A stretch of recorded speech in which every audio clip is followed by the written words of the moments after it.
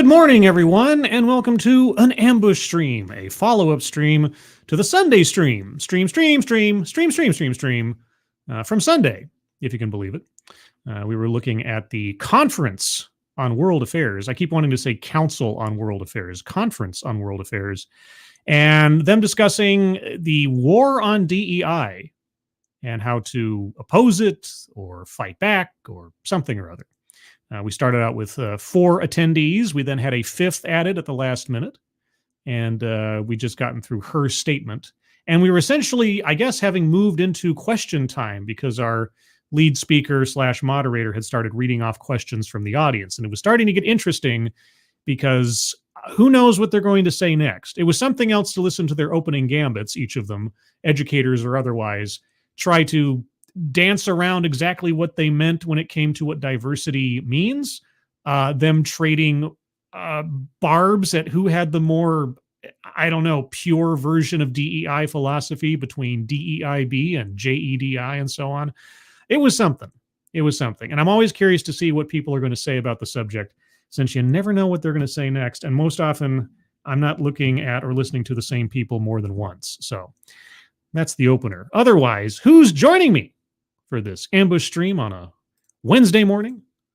Let's take a look here. Noah Sencio, good morning. Attorney Eris, good morning. Tier Alexander is so ambushed. Good morning. Somnambual Nation, good morning. Rib Rascal, good morning. Brittany Holland, good morning. Spoonie the Rebel, good morning. Kiro Soldier, good morning. Advocatus Diaboli, good morning. Simon Willikins, good morning. And Matthew James, good morning. And I'll do some other hellos as people pop in. And if I've missed you, if you're lurking, or if you are in the future, good morning to you, or whatever time is applicable to your situation. Oh, also, this is Kyle. Hello, Kyle. Hope you're doing well.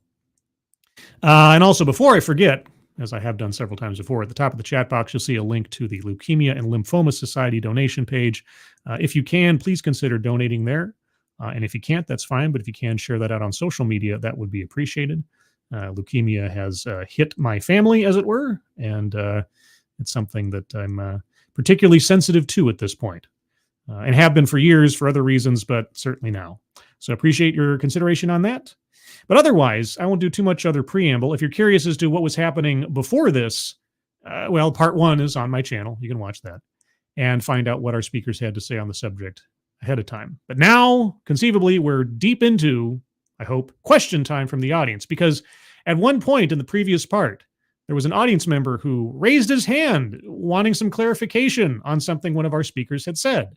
And he didn't really give that clarification. I'm hoping that question comes up again. But let's just get into it. We're starting out at 2606. I think I left off at 2607 in the previous. So we're about halfway through the presentation. I don't know if I'll get through the entirety of it. I am going to go for at least an hour and a half in real time.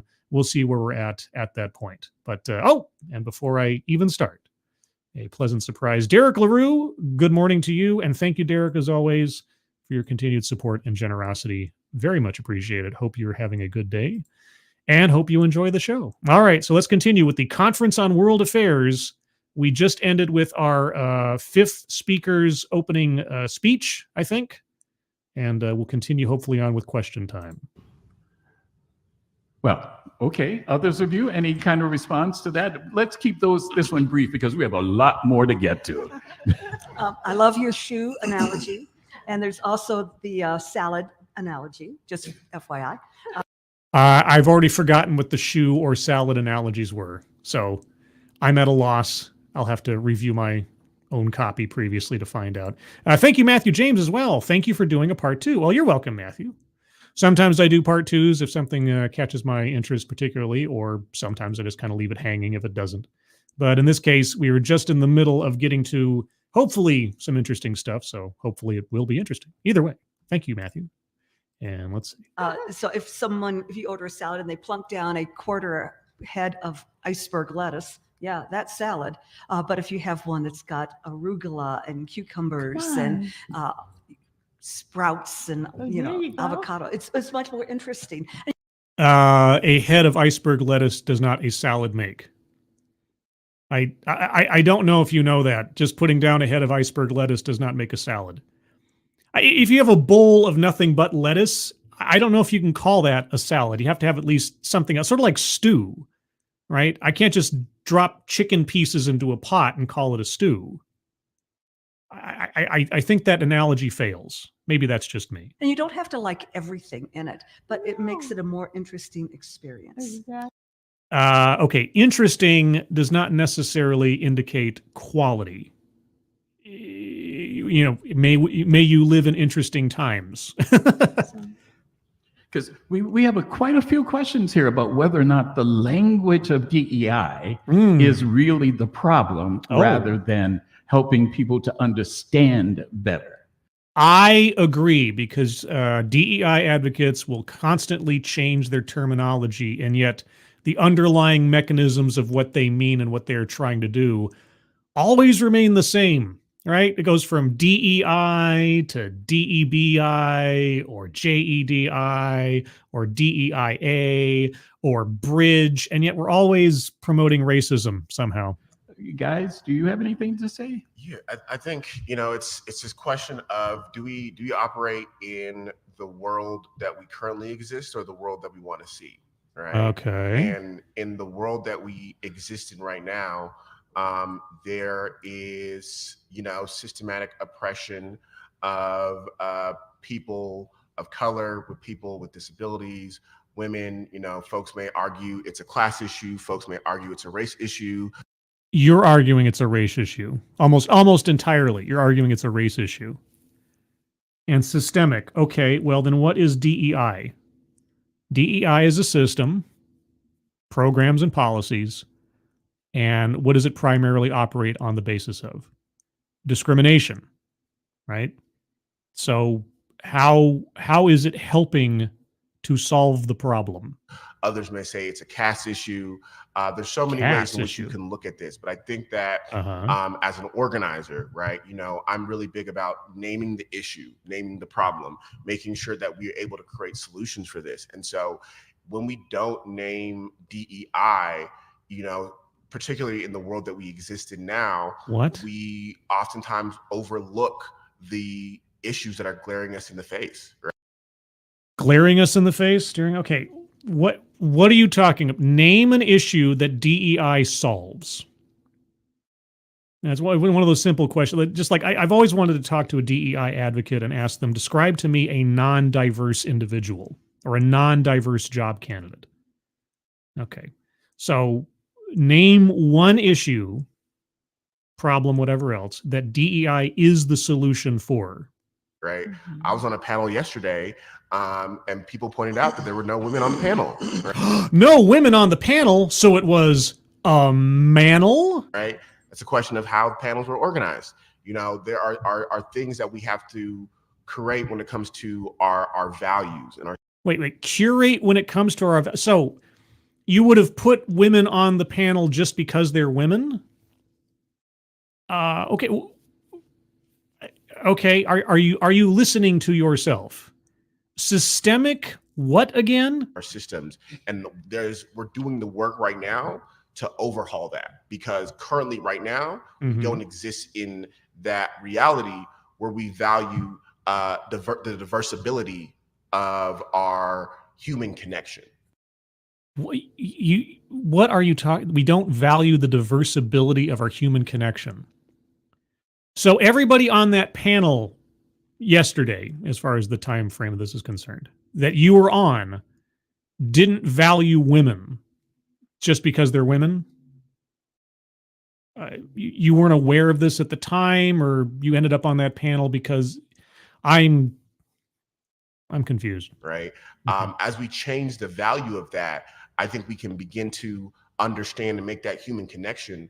But until we name that there are not enough Black people in the room, until we name that there are not enough women in the room, until we name that there's not access to those spaces, those issues will continue to happen over and over and over again. Wait. Access to those spaces, if you're talking about physical access or something, that is a function of, capability or merit or something, depending. There aren't enough Black people in those spaces. There aren't enough women in those spaces. Okay, well, how do you, if that is the named problem, as you say, how do you solve for that problem? Unless you're going to simply populate spaces with people who look correct. If there's nothing about individuality, if there's nothing about merit, if there's nothing about actual diversity, say for the lowest common denominator of skin color or genitals, are you listening to yourself right now? And more so, those communities will continue to suffer and be kept out of those spaces. Yeah. I think that when it comes to, the different terms and labels that we want to give things, I don't really see an issue with it. I think when it comes to the ideas of, DEI, DEIJ, DEIJB, we also have the ability to, the reason why we have those terms is in order to make it more exact about what the human race is and what people actually need. What? No, that's not why we have those different terms. Hold on. Thank you, C. Thomas. When is it enough? There's never an enough. There's never an enough. It cannot end. It must be ongoing. It must be perpetual. Because if there was enough, well, then we would have solved the problem. And you can't solve this problem because where would people get sympathy and victimhood from? It is an unsolvable. The war must be continuous.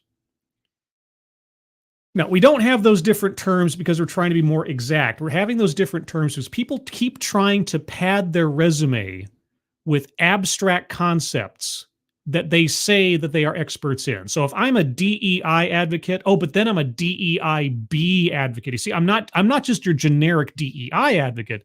I also do belonging. I also have this abstract expertise in belonging. Well, I'm a DEIA expert. I mean, I have accessibility expertise. Well, I'm a Jedi. I'm about justice. I'm not just about diversity. I'm about righting the wrongs of the past. Now, these things are different because people keep trying to make themselves special in a unregulated market.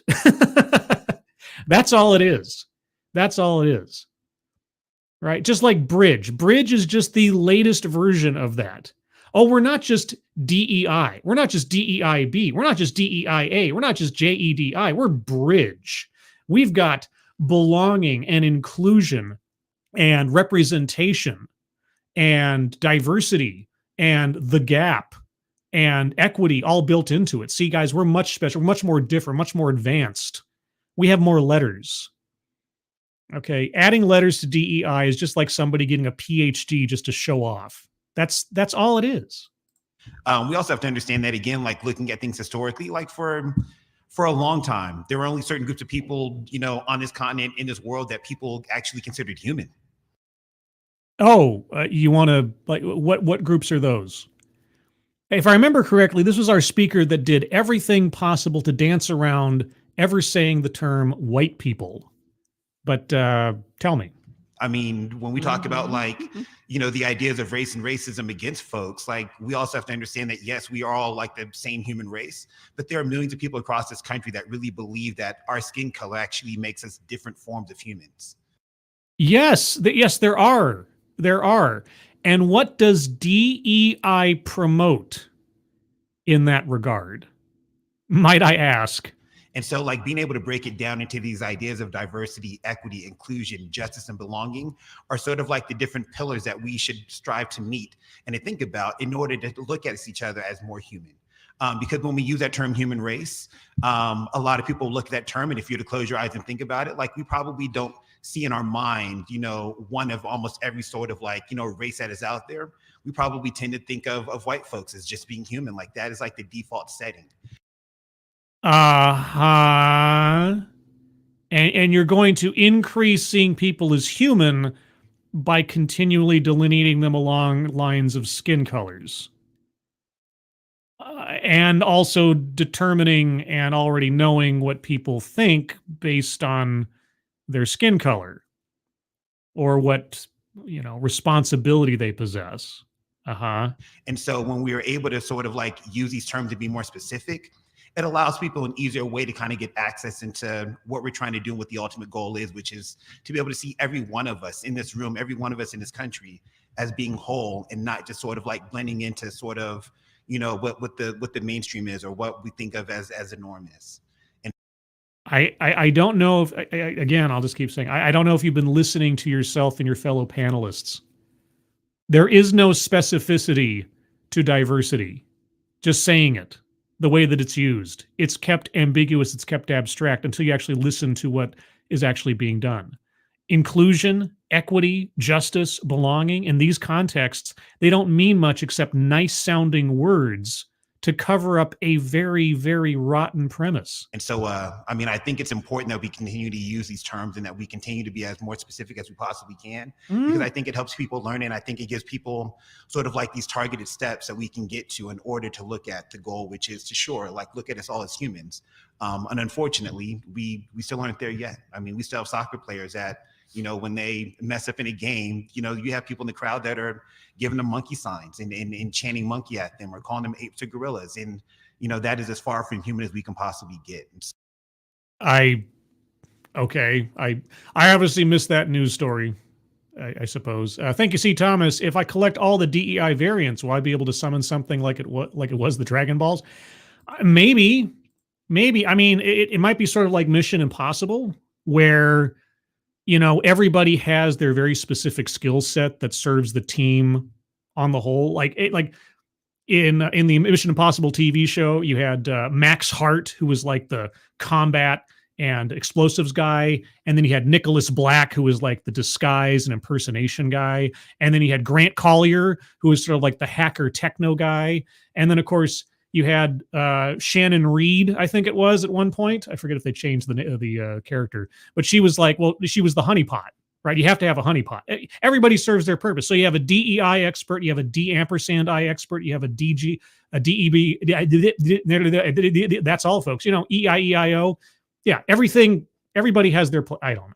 I have no idea what I'm talking about. I just wanted to show off that I know way too much about a 90s TV show called Mission Impossible. The first episode of that series, the bad guy was played by John Delancey, who was Q in Star Trek.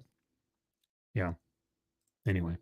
So I'm all for using as many terms and acronyms as we can in order to get people to understand. No. You just said you wanted to get down to specifics so people could understand what the goals are. But now you're saying, yes, let's flood the entire thing with as many terms and ideas as we can. If there is no definition to what you are doing, there is no definition to what you are doing. What the goal is and how we can get there. I have to interrupt one more time. Thank you, panel. I'm going to ask you to respond to what you think thus far of the questions that we're getting. But just to remind those of you who may have come in a little bit later, please write legibly. I'm trying to decipher what's here. Well, maybe the audience is filled with doctors. Oh, we have one lady raising her hand. Maybe she'll just ask a question. In order to raise your questions, and also make sure that you're to the point in raising your questions. There's some really great questions coming in. Great. Could you read some more of them, please? And going from there. But now, back to the round table. Why? Either it's question time or it isn't. You already read one question earlier. Just, okay. I have a visual that might be helpful. If you think about the issue of humans or human rights as an umbrella, right? And there's spokes to the umbrella, and there's a spoke for race, there's a spoke for gender, there's a spoke for disability. There's all these different spokes. And so how do you teach people about it? Well, you can look at what's called human rights education or global education or peace education or socio-emotional learning. Social emotional learning. I've done a few shows on that. Boy, you got all these things. It's almost like there's no specific definition to anything you're talking about. I could look at all of these things. What would those tell me? And DEI is one of those spokes, right? It is. And so you often need. I thought race was a spoke and gender was a spoke. Now DEI is a spoke in human rights, along with social emotional learning. Okay. Need to use different languages to let people know that you're talking about all of these things. But we're not talking about one particular one. We're talking about the overall framework. So it's important to see that when we're talking about DEI, we're talking about a whole lot of different things, right? And certainly we can all find ourselves under that umbrella. Well, thanks so much for clearing that up. What? Also over in the chat, a couple more hellos here. Mike Savage, Blarg, Renovatio, good morning. Kay Scholl, good morning. Who else was here? Bold Sign, good morning. I thought I saw somebody else. Maybe I did. Maybe I didn't. Maybe not. Okay, well, if I missed you, hopefully I'll see you later. Yeah. I would also say again, that idea of human, like we have used throughout the world historically, when you want to go ahead and dehumanize a group of people, whether it's Nazi Germany referring to Jewish people as rats or roaches, like the first thing that we do in order to try to take away a sense of belonging or a sense of humanity to people is by making sure that they are not human. And we decided we're going to go ahead and call them something different. Oh, like those in power? Those groups that are in power? You mean like that? You mean like collectivizing and monolithing entire demographics of people and just setting them aside as the enemy, the opponent? You would never do that, would you? And so again, like I think the terms that we use are important and that they're beneficial until we can actually get to the point where we can really consider and look at everybody as being, all human and all together. Yeah, that would be nice were it to actually happen. I think it's at a place where we have to legislate, right? There are attacks happening in all these communities. Most recently in West Virginia, a young girl in middle school since the beginning of the school year has been bullied by her white peers, calling her the N-word, writing things on her desk, bullying her. Since the start of the school year, she has lost 40 pounds because of the bullying. I don't know the story specifically. So all of those actions are without consequence. I mean, I'll just take his word for it that that's actually happening. Okay. So nothing has been done. No outrage has been given about this. This is all permissible in society. That is happening all across this country. That is happening all across this country right now. Okay, and were such a story to come about, what do you think the general reaction from the public would be? What, hand waving it away in support of it? Or would it be a general sense of outrage? Because it's racist, because it's wrong, because it's cruel? I don't know. You tell me. You're going to legislate. Okay, what are you going to legislate? What legislation would you have put in place to prevent that, or, since people are terrible in general, at least disincentivize that kind of behavior? And what legislation is already in place, because I'm sure there is some, that is not adequately doing the job? And so for us to ensure that marginalized communities are protected. Okay, well, bullying doesn't know only one quote unquote community, but okay. We have to legislate DEI. We have to make sure that people are protected because these institutions are not protecting us. Well, wait. Whoa. Okay. Sorry. How does DEI prevent bullying? How does DEI prevent racial slurs? What do you mean legislate DEI? If you wanted to legislate DEI the way the DEI currently works, you just have neo-Jim Crow laws. Okay. They are not taking care of us. They don't know how to handle this. And so there's an actual consequence for people's behavior, for people's absent-mindedness, for people's neglect. These things will continue to happen. Okay, so so for bullying, I think he said something about assault, racial slurs, and so on. There are currently, in the United States, generally speaking, in public school systems, there are no consequences for such behavior. There are neither any rules and or laws surrounding such behavior between juveniles or in a school system. And so what we need is DEI to be turned into legislation somehow, and that will stop this girl in West Virginia from being bullied? Okay, again, how? In what way? All right. All right. I'm going to move to some of the questions or prompts that I have here for us. I think we have a good sense that there's a need to understand why the terms are being used as they are. I suppose. Sure. Tell us why. Define your terms. That would be helpful. But even though we've already been told that we're just going to be flooding the whole system with all the terms and phrases and things possible, sure, define your terms. And I think our panel, our roundtable, no panel, our roundtable is beginning to try to address that. I'm sure that there are going to be others who have still more questions about such. And we may find a way in order to have discussions with people who would like to gather. I don't know. I'm not volunteering any of you. I'm just saying that might happen. No, they volunteered themselves. Okay. I have no idea what's going on. Just get to the questions. Just say, define diversity in this context, and just leave it at that. Just to say, define diversity. What is diversity in this context? I'm not able to stay around today, but I'll be more than happy to have such conversations with other folk. Great. If you will. Okay. Right. One of the bosses is in the back. I hope she's not going to be upset with my suggestion. Okay. Anyway, let's get now to why these attacks. Why is the workplace being attacked? Why is the workplace being attacked? Well, it's not that the workplace is being attacked. It's that DEI has insinuated itself primarily into workplaces and employment situations. DEI is effectively corporate affirmative action. That's essentially all it is. I mean, if you really wanted to simplify it down to its brass tacks, it's corporate affirmative action. It's workplace affirmative action. That's all it is. Okay. And with the affirmative action ruling by the Supreme Court, eliminating affirmative action in schools, and affirmative action in schools being, at best, a kissing cousin of the entire concept of DEI, it puts DEI on a legal basis into much, much doubt. More so than it has been previous, but no less than it should have been given all along. In terms of the piece that people want to do.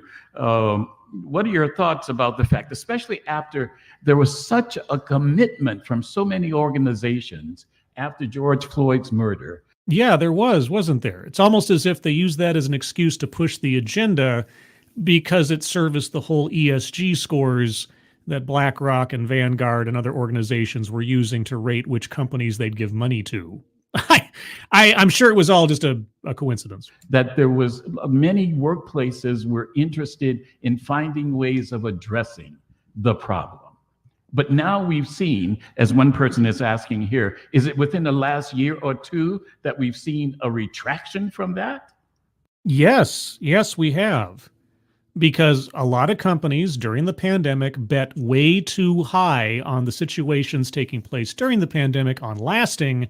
And then all their budgets started falling, and then they had to make cuts. And then they also saw the writing on the wall, at least a lot of them did, as to what constantly investing money into DEI was going to do for them, both in their profits and their liabilities. But that's just my assessment. So first, the workplace. Yeah, if I could speak to that, yes, definitely.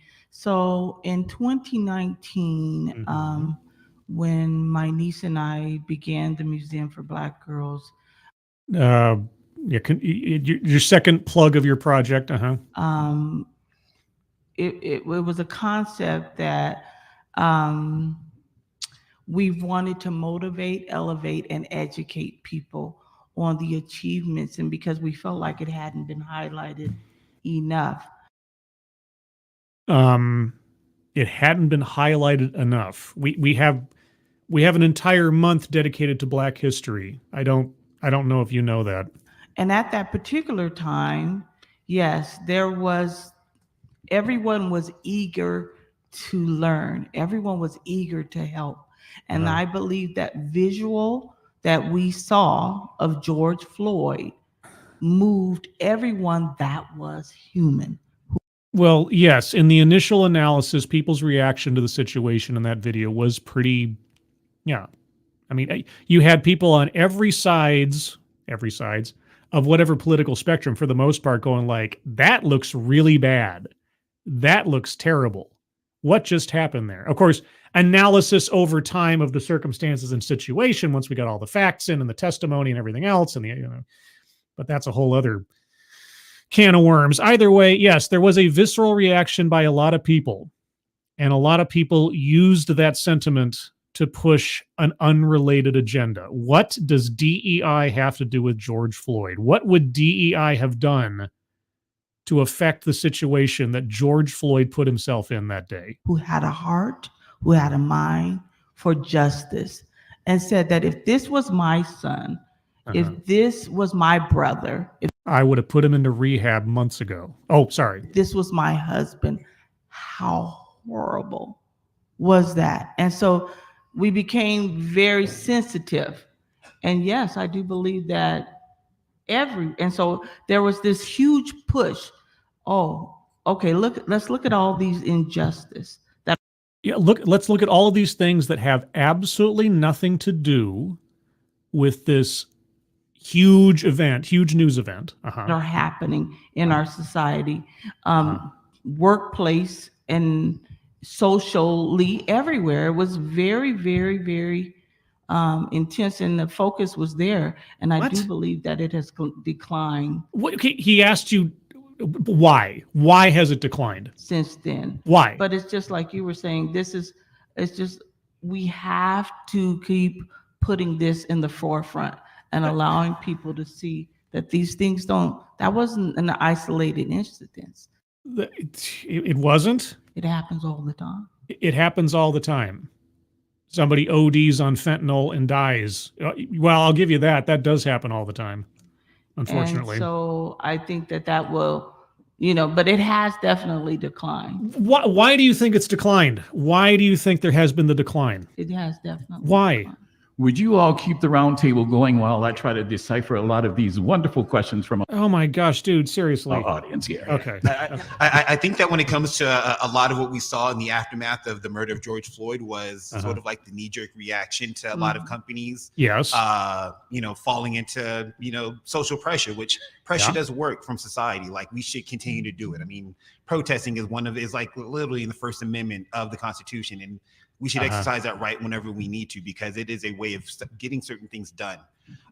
Okay, so they were just reacting to social pressure. Okay, sure. If that's reacting to social pressure or being opportunistic, sure. Well, it's 6 of one thing, half a dozen of the other. But unfortunately, with a lot of things, I think that a lot of these corporations. Is the word performative going to come up?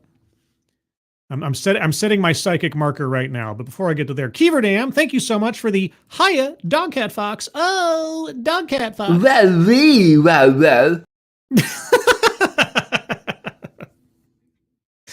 Well. Tailed feature. That always brings me a smile. Thank you, Keeverdam, for giving me the excuse to play tailed feature. Appreciate it. All right, so yes, performative. I see the word performative. And institutions thought that would just sort of just be a quick fix. Like, hey, we can go out there, put out a statement.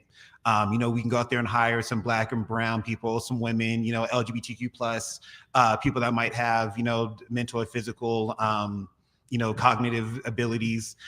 Well, didn't you just say earlier that you wanted to solve the problem of there aren't enough Black people in this space, there aren't enough women in this space, there aren't enough people with accessibility needs in this space?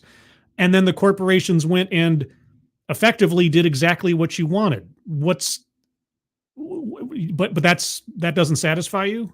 And that would just go ahead and fix it. And it wasn't until they began to understand and realize that, sure, like, it takes more than just bringing people into these spaces, but we actually have to learn how to integrate and actually how to use their expertise and how to use their experiences. Whoa, no. That was not a prerequisite to this. You didn't care about expertise. You did not mention anything about anyone's merit. You said nothing except the aesthetics.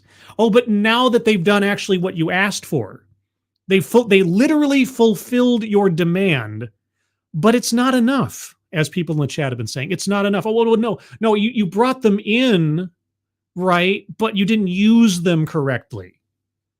Oh, is that it? And when we do that, that also means that we now have to go ahead and look at all of our practices and policies and procedures. And for a lot of these institutions, that was just a step that they were not really willing to go to. You have not mentioned anything about merit. They did exactly what you asked for. Exactly what you were just speaking about a few minutes ago. Exactly. They populated the space with the kinds of people you wanted. Thank you, Rib Rascal. Bleh. Well, oh no, wait. Oh, BLEH. Is that for like belonging, litigiousness, excellence, and hubris? Bleh. I'm a bleh advocate. See, I can do this too. Let's say maybe not litigiousness. How about belonging, likability, equity, and harmony? There we go. Belonging, likability, equity, and harmony. I am an expert in those things. I am a BLEH expert. I'm gonna bring BLEH into every workplace, into every educational space. I am going to have BLEH legislated into law. That's what I'm going to do.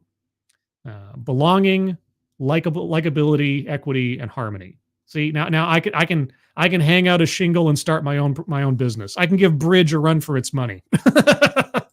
They didn't want to have to go back and really look at their hiring practices. They didn't want to have to go back and look at, the retention abilities. They didn't want to have to go in and look at the ways in which they support, other folks that are within their company. And well, how would you alter the hiring practices to achieve the ends you mean to have?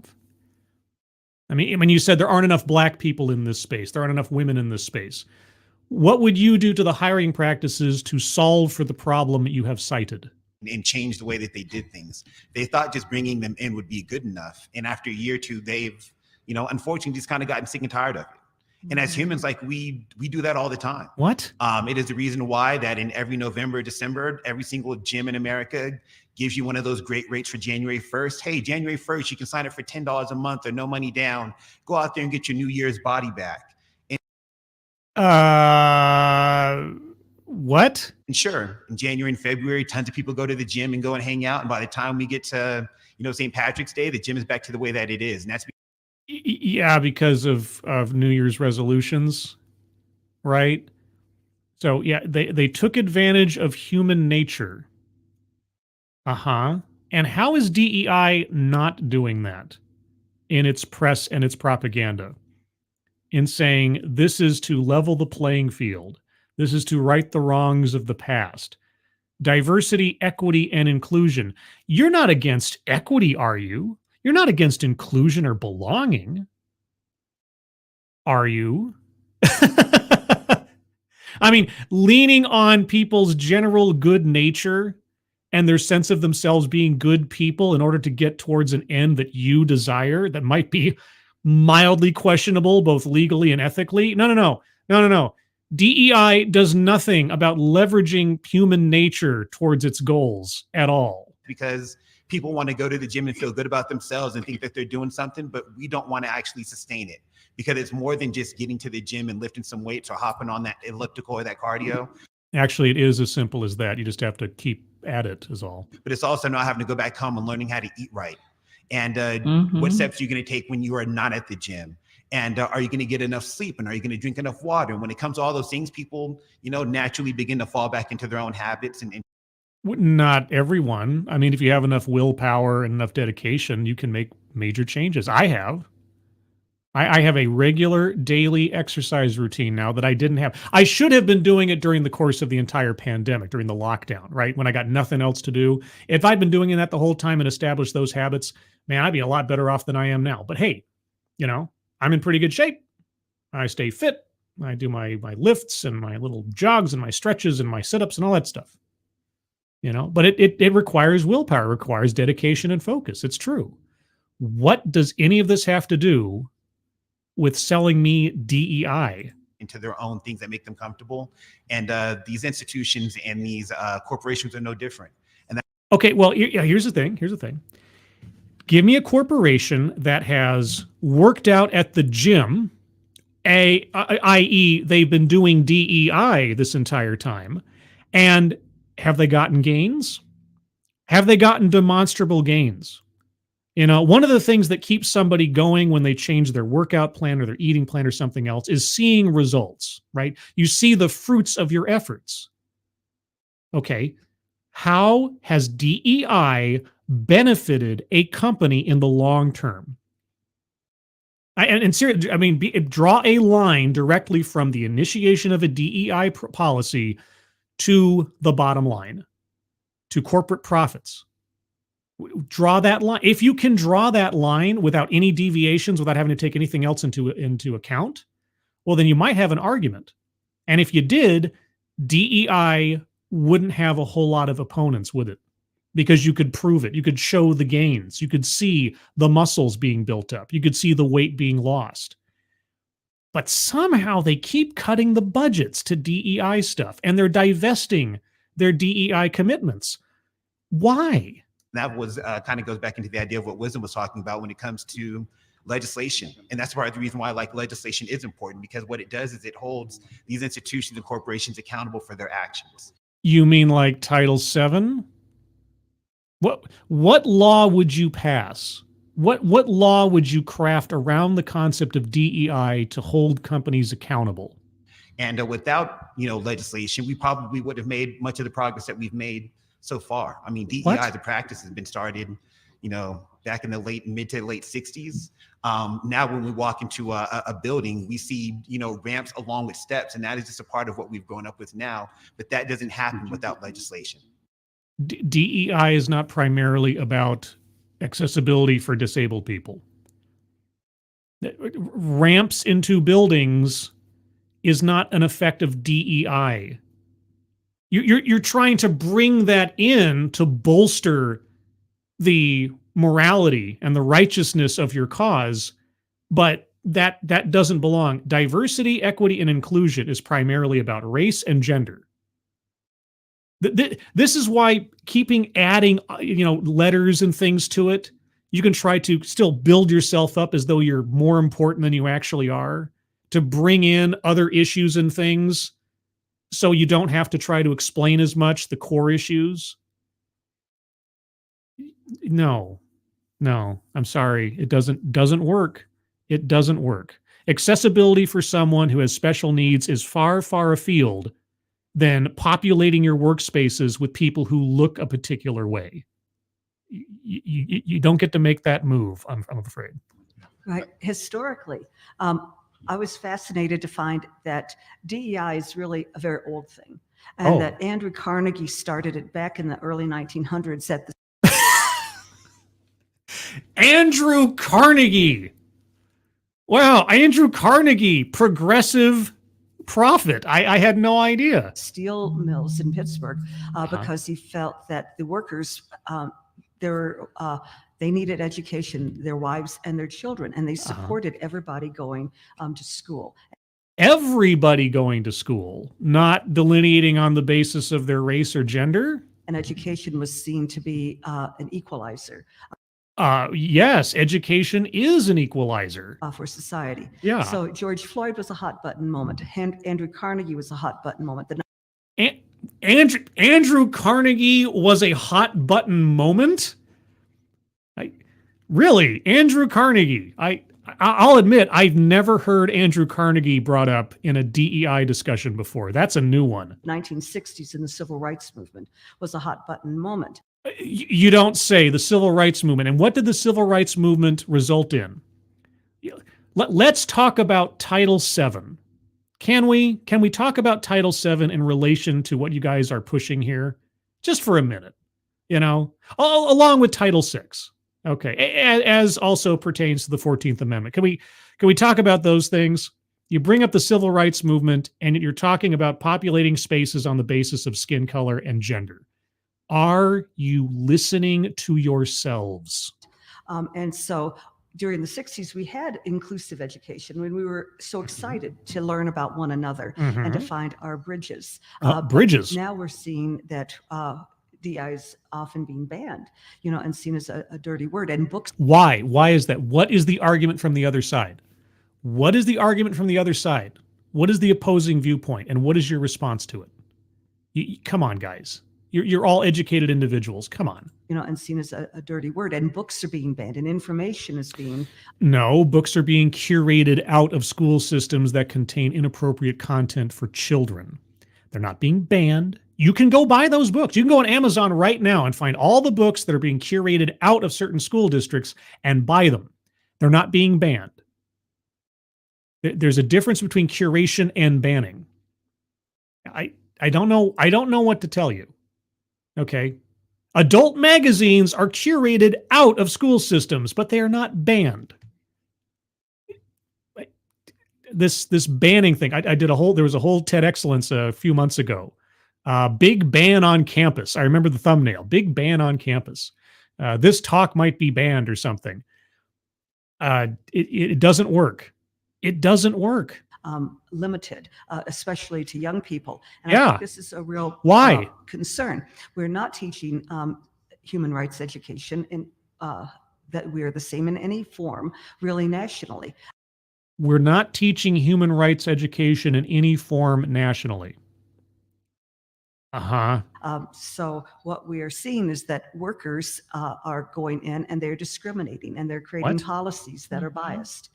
Workers are going in and discriminating and creating policies that are biased. Well, if you're talking about DEI advocates, I wholehearted agree.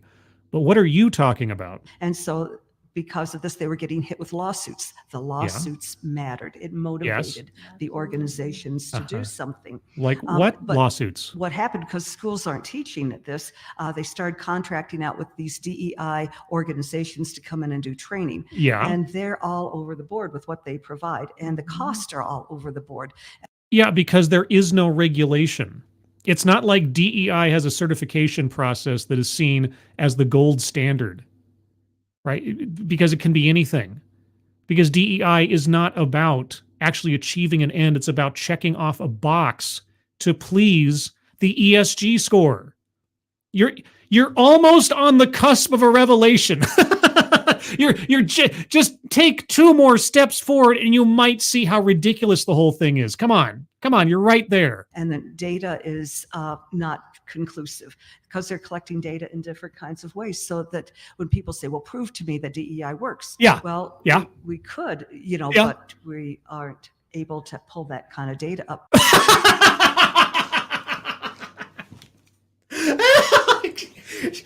Look, at a minimum, since I've been doing this since 2016, you've had 7, nigh on 8 years of time for the DEI industry to come up with that data, to come up with that provable, objective, empirical data that says DEI improves things, no doubt. We could give you that data. We just don't really have it at hand right now. Lady, come on. What does that tell you? Your own answer is the answer. That DEI is not the answer. Can you see that? It is, and yet I have no doubt that despite these truths that she is dropping, she will work as hard as she can to come back around to being on the right side of the equation, right? Because to admit fault would be to admit fault in herself as a person. In some more, if you tie your entire self-identity around an idea that makes you feel as though you are on the moral right of things, and I'm talking right as in morality, not right as in politics, but on the moral right of things, and then you're presented with information that might tend to prove that your entire philosophy is either faulty or at worst false, what do you do when you have tied your sense of self and goodness to this thing? Do you admit you've been wrong and your entire self-identity crumbles? Or do you just keep hanging on to preserve your sense of self? I mean, this is not a uncommon thing for people to encounter in life in so many different things, not just DEI, but in anything in life. If you've been setting your sails to a particular star your entire life, and then you find out that it was just swamp gas, what do you do? What do you do then?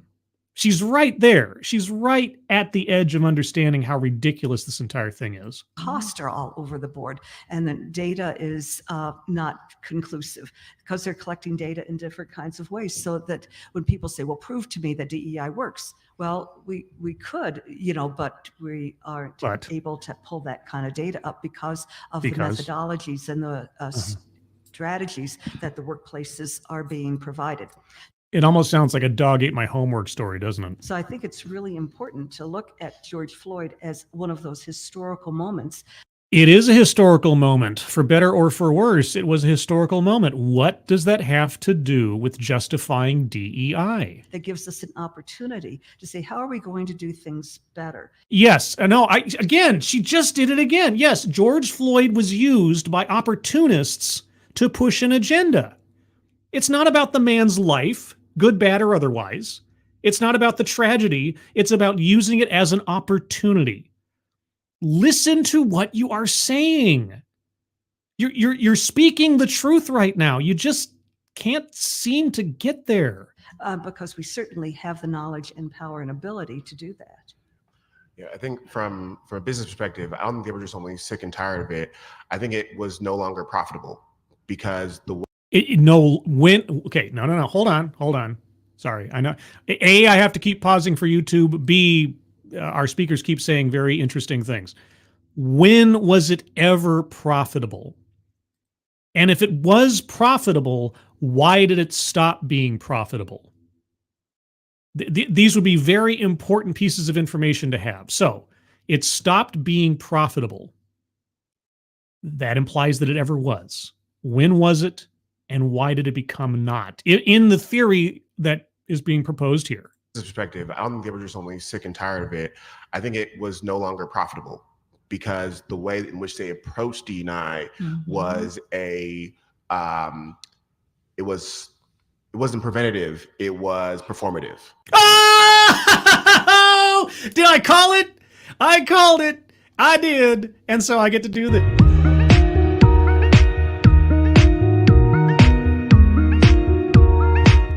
Oh, that always makes me dance at my desk just a little bit. It's just cool enough beat. Okay. It was never profitable. If it was profitable before George Floyd, why did it suddenly become unprofitable after George Floyd? It was performative after George Floyd. It wasn't performative before George Floyd. So if it weren't for George Floyd, DEI would still be popular and profitable. Is that what I'm hearing?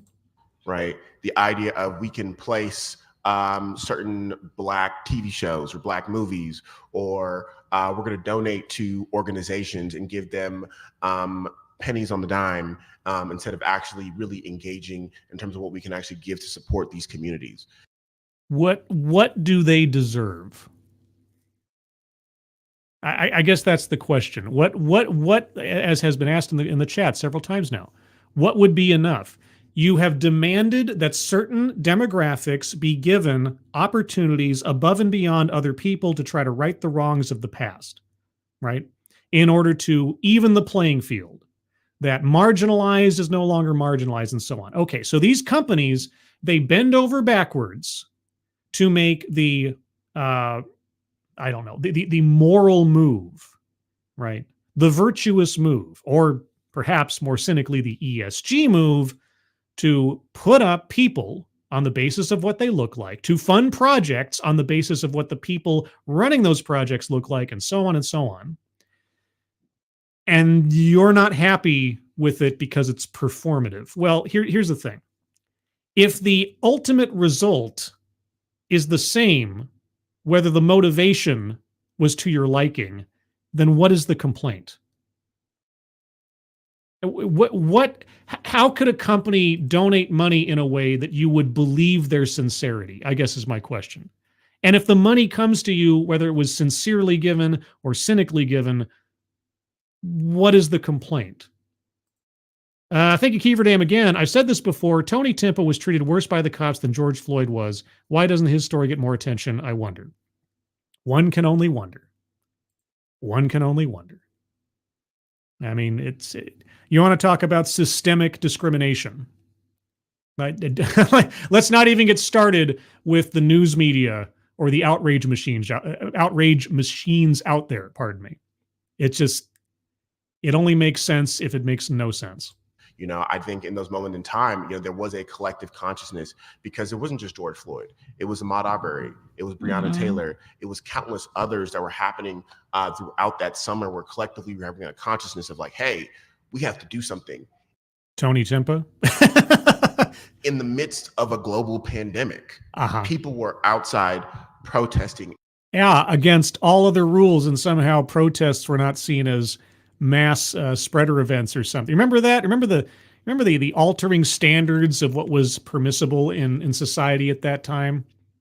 You had to stay 6 feet apart from everyone, unless you were protesting, because protesting, actually acted like Lysol, as we all know. Every single day. Right. And so part of what we have to recognize is that enough wasn't being done. Standards weren't being held. And it was just saying, hey, so that my store doesn't get vandalized, I'm going to put a Black Lives Matter flag in my store. Well, can you understand why people were doing that? Do you remember what the conditions were in many cities at that time during those riots? What the thrust and the motivation behind those riots were? What the chants were by the people doing the rioting? I'm going to donate to the civil rights organization. I'm going to throw up the fist for Black History Month, because I want people to see that I'm on that side. No, it was because of fear. It was because of fear.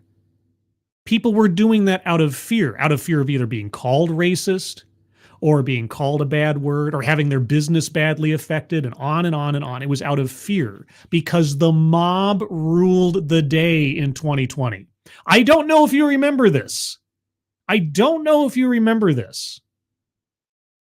But the mob ruled, politicians capitulated, and you had things like Chaz and Chop in Seattle that were basically just anarchy zones. And we're seeing similar things this summer, for a completely different reason. Do you understand why people were doing these things? As our collective consciousness have started to disintegrate, and we are kind of forgetting the things that happened in those moments in time, we are now seeing us come back to the true soul of America, right? What? We're now seeing some of the real feelings about diversity, equity, inclusion. Even though I'm not his biggest fan, the day that Trump got elected, Van Jones described it as a white lashing. Oh yeah, I remember that. Actually, I think I did a video talking about that at some point back in the day. The white lash. I think I did a video on a Van Jones thing, or he gave a talk or whatever, and he was trying to be very, he was trying to take the high road on certain things, and I kept interspersing clips of him being absolutely racist and discriminatory during the outcome of the 2016 election. It was something else. I think I called it a van for all seasons. I think that's what I called the video. At least that's the kind of pun I would have used. Right. The idea that having a Black president for so long in the office caused the rise of Trump. No, the policies that Barack Obama pushed, along with the component of thinking you're going to have Hillary Clinton not only carry those policies forward, but that Hillary Clinton was an entirely unlikable candidate. There was a whole combination of things there. Plus, I hate to tell you this, it's the economy.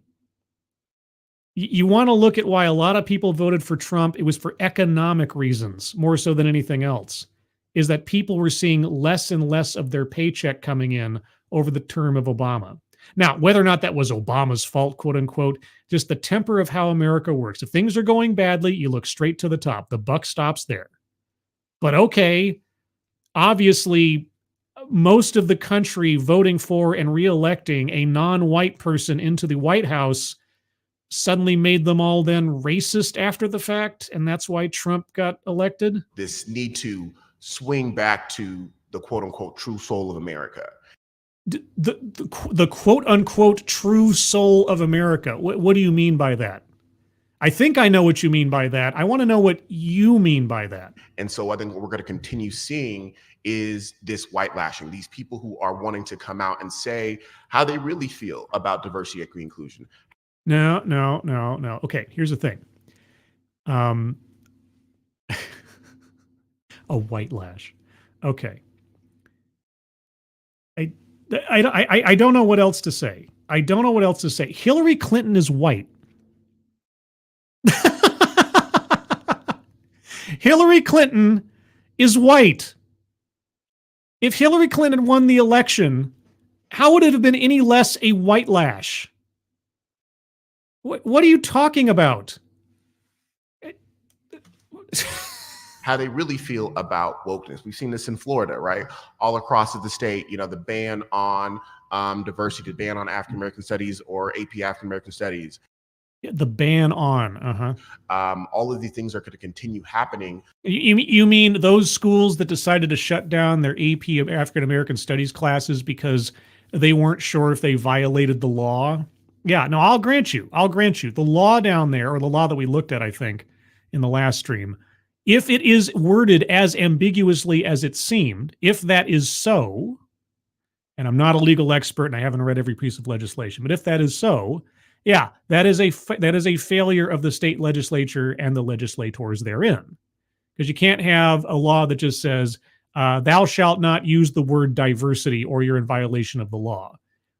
Because you can't possibly regulate that. You're not going to punish everybody who uses the word in any instance, because that's, First Amendment. But that aside, they didn't ban African American studies classes. Schools decided to end or suspend those because they couldn't interpret the law correctly, or they didn't know how to interpret the law correctly. There's a difference there. It doesn't make it a better law as a result, but there's a difference there. Until we really address the core issue, until we really say, hey, let's address what our core values come to when it comes to diversity, equity, inclusion. It's called the Civil Rights Act of 1964, Title VII and Title VI specifically, amongst other things.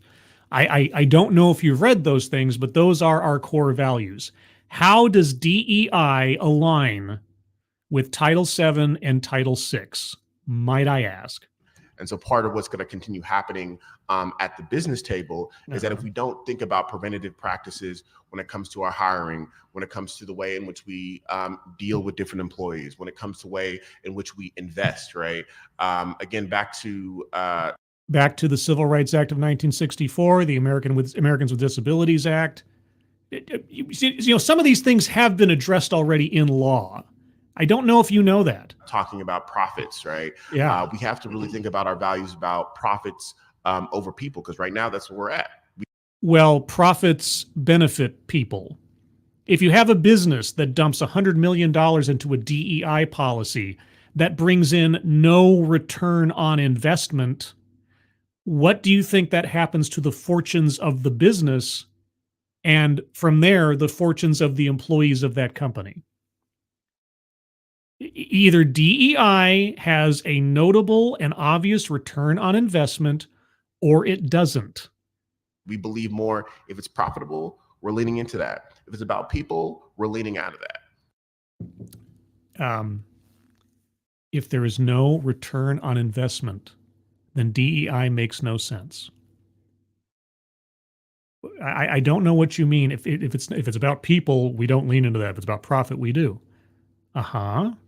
Because what is the ultimate purpose of a business? It is to make money. It is to be profitable. It is to benefit the employees and the people who run the company financially over the long term. If you make an investment in something that does not return profits and you're at a loss because of it, why would you continue doing it? You're only going to be detrimental to the employees and the people that run the company, and ultimately the customers that benefit from what the company does. Okay. We are now getting very short on time. But why? You're the moderator. Read the questions. And so we need to move through a few more of these. So yes, what is it that's going on from the round table here about the way we seem to be going back towards a more patriarchal society? What? When? Where? The entire MCU is populated with female superheroes. What are you talking about? That women are losing their voices and rights. What? Where? In so many ways. What? I mean, name a few. Could you give me some? I mean, What's going on with this? Why is that an attack?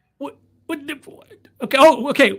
We have gone completely far afield from the subject matter. I thought he was going to start reading the questions from the audience. We keep being teased with these questions from the audience. Okay, let's go to patriarchy. Why not? Area. Because we got to get to the point of what is it that people are going to be able to do to respond to these things. So I'm not going to be able to get to all of the other ones that I promised. Well, could you at least name one subject that you're talking about, one instance, one issue, something? On the sheet here. But we need to sort of look at one more of these areas of why the attack on women and the strong push towards greater and greater patriarchy. Wait. The attack on DEI is not an attack on women. It's an attack on institutionalized discrimination. It's an attack on illegal practices in hiring and promotion, primarily in the workplace and other organizations, and educationally as well. This is exactly what I'm talking about. Tying your entire issue to something else it is not directly related to, but then saying, oh, well, if you attack DEI, you're attacking women. What? No. Go, lady, go ahead. You've got a lot to say. Go ahead. Well, I believe that is just, the fear of, when it comes to gender, I believe like it's a fear of women taking over and women being too sensitive and women being too not having the ability to really look at the bottom line, as you would say, about, because that's what we're concerned about, profit over people.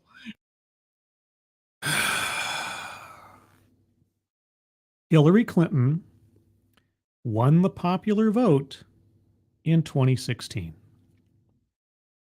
I'll say it again. Hillary Clinton won the popular vote in 2016. All that fear of a woman in power. Look, everyone, look at all this fear of simply on the basis of a woman being in power. Oh, the fear. The fear. And as we know, appropriately written, interesting characters who are not Mary Sues, but are also women, are totally unpopular amongst the public. As we know.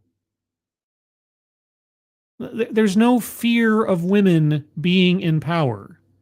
Unfortunately, things like DEI force the question of, is this woman qualified, or is she being put up because she's a woman? Whose fault is that? Whose fault is it that merit has become a four-letter word?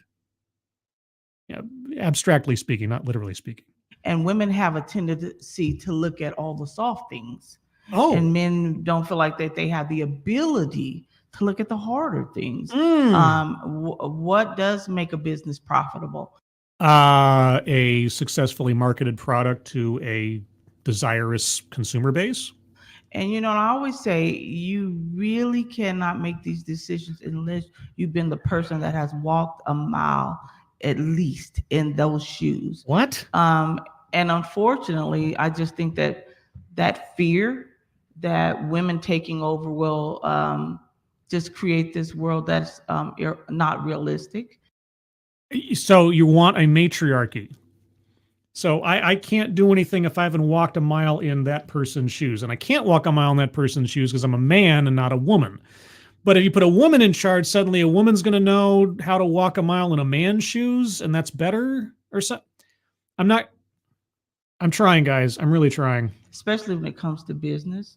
But I do believe that as long as we continue to speak out and as long as we continue to fight for rights of everyone. What rights do women not have as compared to men?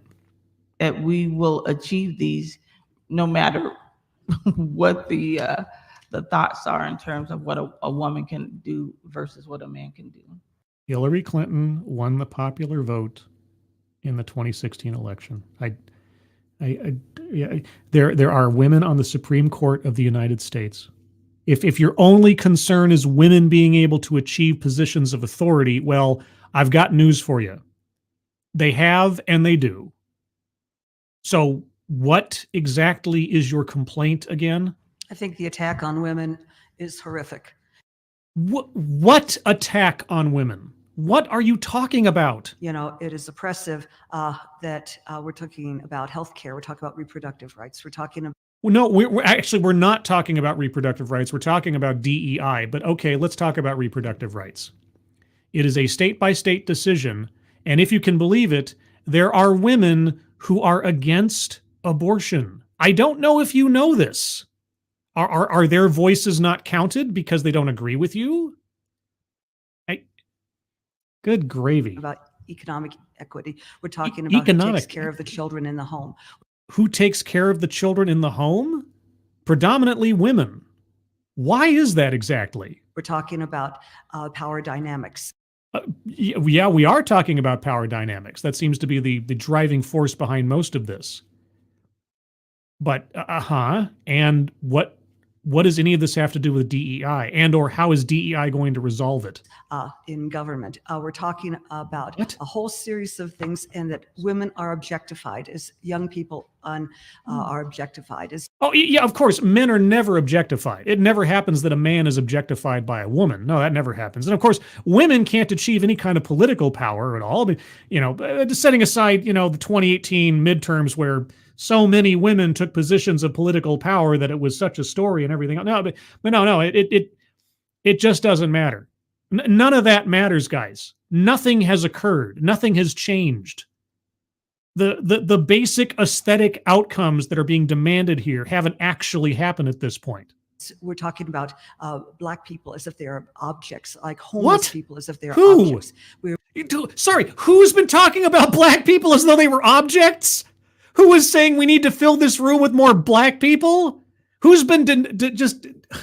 Good gravy. Who's been delighted? Oh my God, I'm losing my words. I am so flustered right now. Okay, bring the fingers down. Just calm down. Calm down. Okay.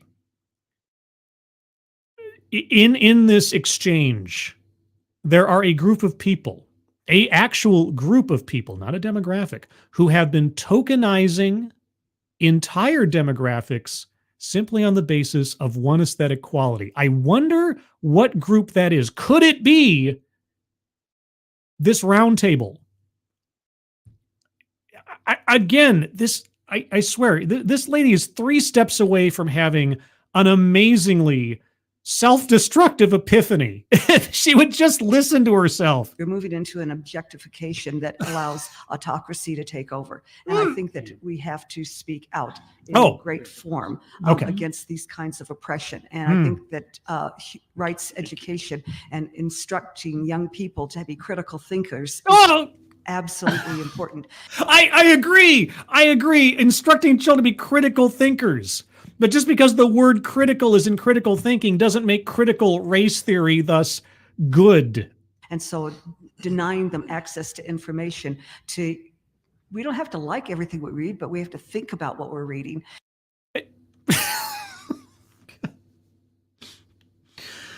And we have to make some decisions, and we need to have technological, literacy to know where to go to find good information. So I think that there's an full-scale attack on women, and not just women, but a whole lot of other people. And this whole DEI is embracing that.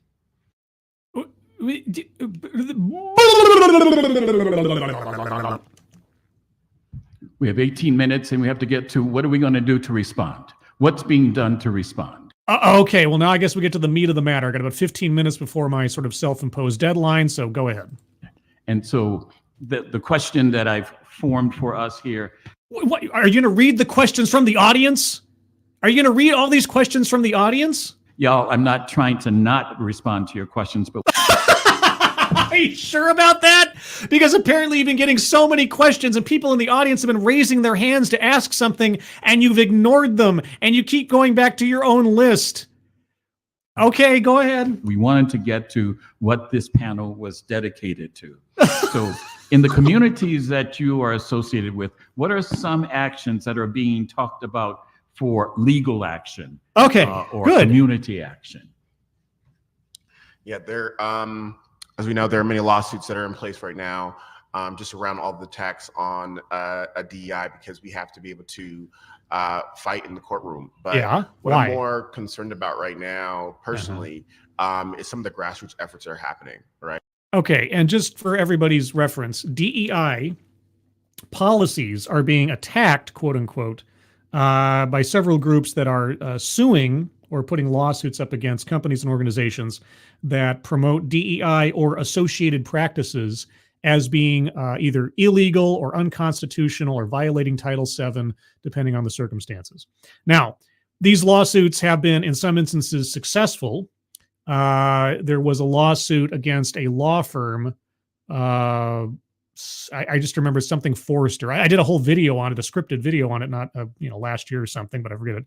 Anyway, a lot of law firms have these grant programs or internship programs they've been promoting for the last several years that focus specifically on only giving these opportunities to people on the basis of their skin color or their gender or their orientation. And one of those law firms was challenged about that kind of violates certain employment laws. And the law firm backed down before the lawsuit could go through and just ended their grant program, effectively ending the lawsuit. Other lawsuits against organizations like the Fearless Fund are a bit more sketchy in their legal standing as to how they're going to be fighting that. I've done videos on that before, so just look Fearless Fund up on my channel if you don't know about that.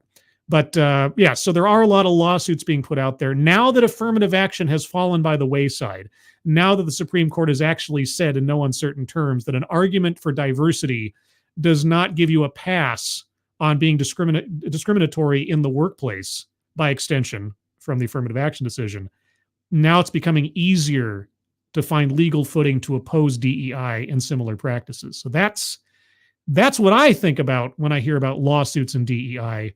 I'm curious to know if he's talking about people taking lawsuits up on behalf of DEI. Right. After the book bans, have been established. They're not bans. Young people have really been working to establish freedom libraries. They've been really working to make sure that folks have access to education. I think the way we started this panel was understanding how, education is supposed to be the great equalizer. Now the responsibility is in the hands of the people. The responsibility is in the hands of institutions that care about people. It's always been in the hands of the people. Curating libraries and grade schools to not have sexually explicit material in them is not a crime. But then they haven't been very explicit in this talk as to what books they say are being banned. So I'm not quite sure what they mean, but they've referred to Florida and elsewise. And every time I hear about banned books, I'm hearing about those very questionable books with questionable content at the very least. So this is why just a tip for anybody out there who goes onto a panel and starts talking about a specific subject or something. Use examples, use active examples, specific examples, be detailed in what you're saying and what you're talking about. Talking in generalizations doesn't give anybody any foothold to either agree, disagree, or be educated on what you're talking about.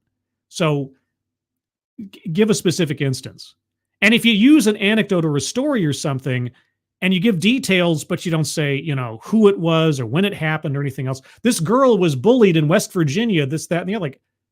Like, what was the circumstances? Did she have a name? I mean, as far as you're concerned and as far as the story's concerned, she was just a black girl. And you want to talk about seeing everybody as human? To ensure that they have access to those spaces. And so young people across this nation are establishing banned book libraries. Are they establishing them, or are they being encouraged to establish them by activist adults? Or establishing freedom libraries. In addition to that, I think young people are working to ensure, particularly at the university level, that universities are committed to diversity no matter what, by establishing recruitment and retention programs. You mean not exactly affirmative action programs? When I was a student at UC Santa Cruz, we talked about diversity, equity, inclusion all the time. The university would, put my picture on the website and say, we got Black students here. But the students had to do the work to ensure that other Black students came to that university. You know why that is? Do you, I can't say this is the entirety of it, but you know why that probably is something the school was not exactly up on doing the work for? Because affirmative action has been banned in California since 1996. As a matter of state law, affirmative action policies in colleges and universities has been banned in California since 1996. So for everything that you wanted to do, the school was bound by law not to take too egregious steps to show off. That's why. I wonder if he's going to mention that part. Or they would not, right? We literally had to recruit students from Los Angeles, from San Francisco, from Modesto, from all these different parts of the state of California. And you recruited them on the basis of what elements specifically? To recognize Santa Cruz as a place that they could come, have a community, and thrive. So you targeted recruitment on the basis of race into the school population. You did what the college was bound by law not to actively do. Uh-huh. But more important than that, back when I was in college, I was really big about the matriculation. Oftentimes we have opportunities where young Black people are getting accepted to these universities, but are not being retained in these spaces. Not being retained. What does that mean? What do you mean not being retained? Like they dropped out? Or what? And so what is the university doing to invest in these young people? No, not invest in these young people, in these Black young people. You are very racially specific right now. And, okay. To not only get into those universities, but to also graduate, if that's either financially, if that's through mentorship, if that's through education or access to the different classrooms or spaces. Or maybe it's the responsibility of the student to do their work and get good grades and graduate. And all of this, regardless, all of this has to be targeted on a specific demographic, racial demographic of students. Again, affirmative action was banned in California in 1996. If you are going to start giving special consideration to people in a federally subsidized organization on the basis of race, you would be violating Title VI. And on top of that, as I said, in California specifically, you didn't even have the escape hatch of affirmative action.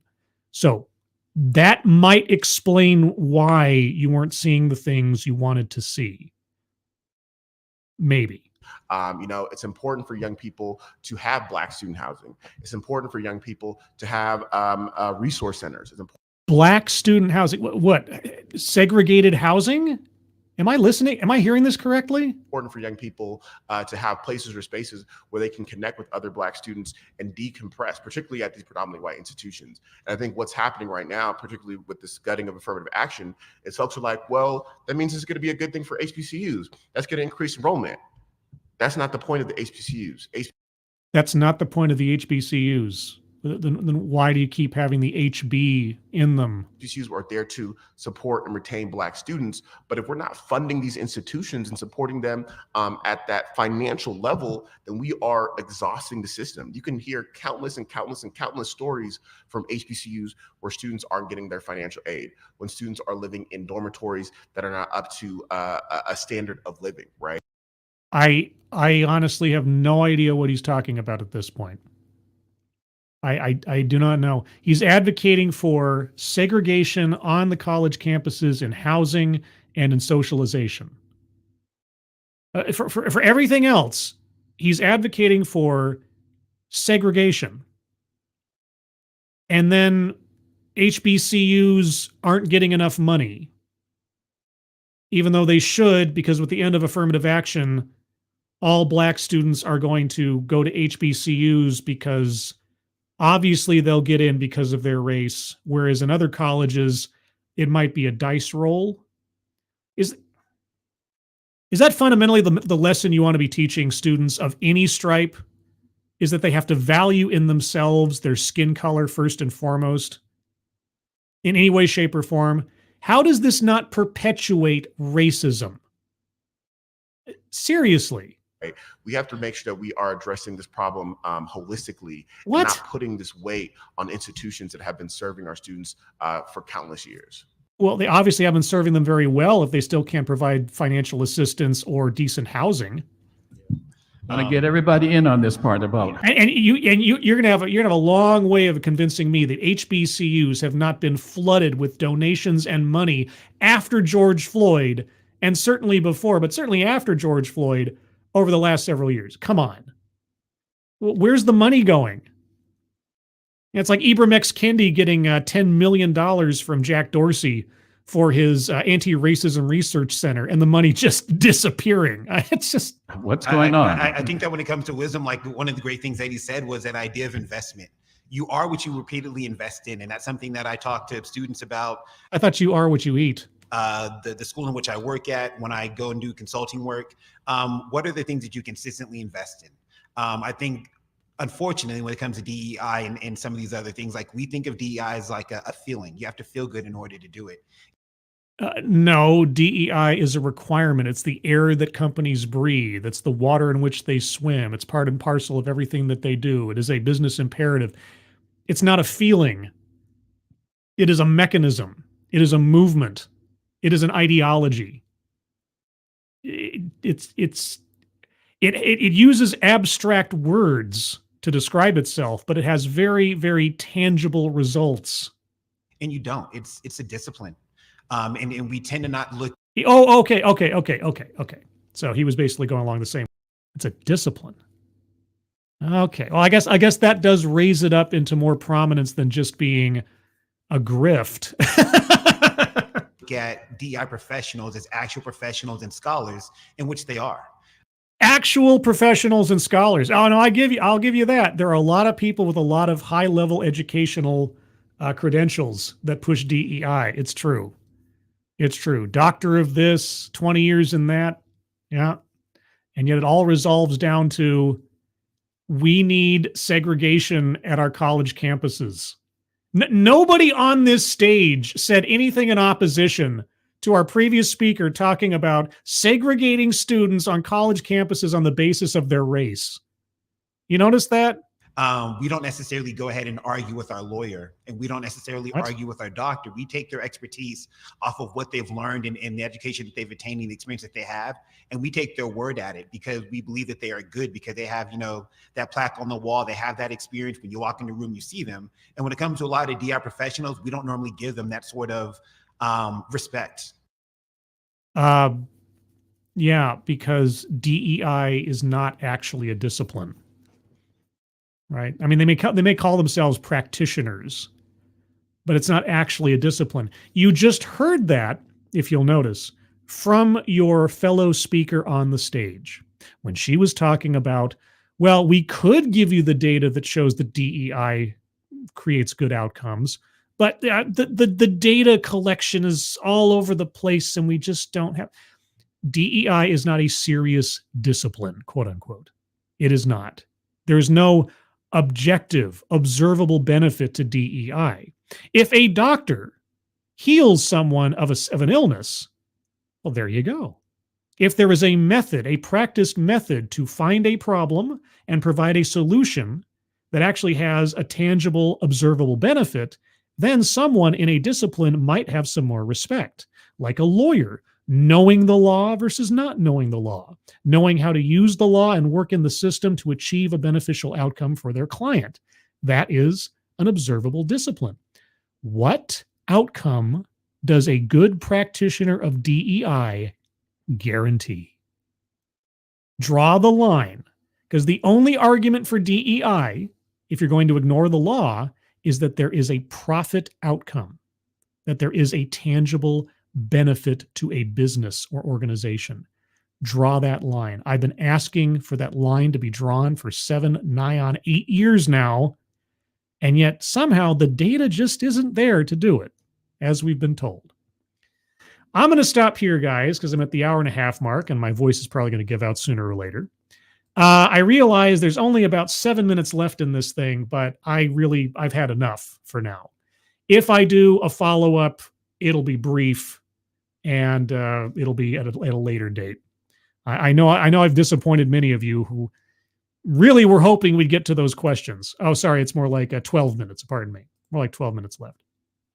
But I'll take a minute here for things anybody else wants to add and some other hellos while I'm here. Gen T Maxi, good afternoon to you. Or technically it's still morning, but depending on your time zone, I suppose it's afternoon. TC, good afternoon, good morning. I thought I also saw, if I'm not mistaken, I thought I saw, did I see TC LaChance in here earlier? I might have been mistaken. Attorney Eris, good evening, afternoon. Oh, and also, please do a follow-up if you can tolerate it. I'm so curious how the all's. Okay, all right. Well, I will consider it. Okay, actually, tell you what. Okay, tell you what. I'm going to take a brief break for bathroom reasons, and I'll come back and I will finish it. Okay, I'll just get it over with. Pull the Band-Aid off quick. So if you'll excuse me for just a moment, I shall return.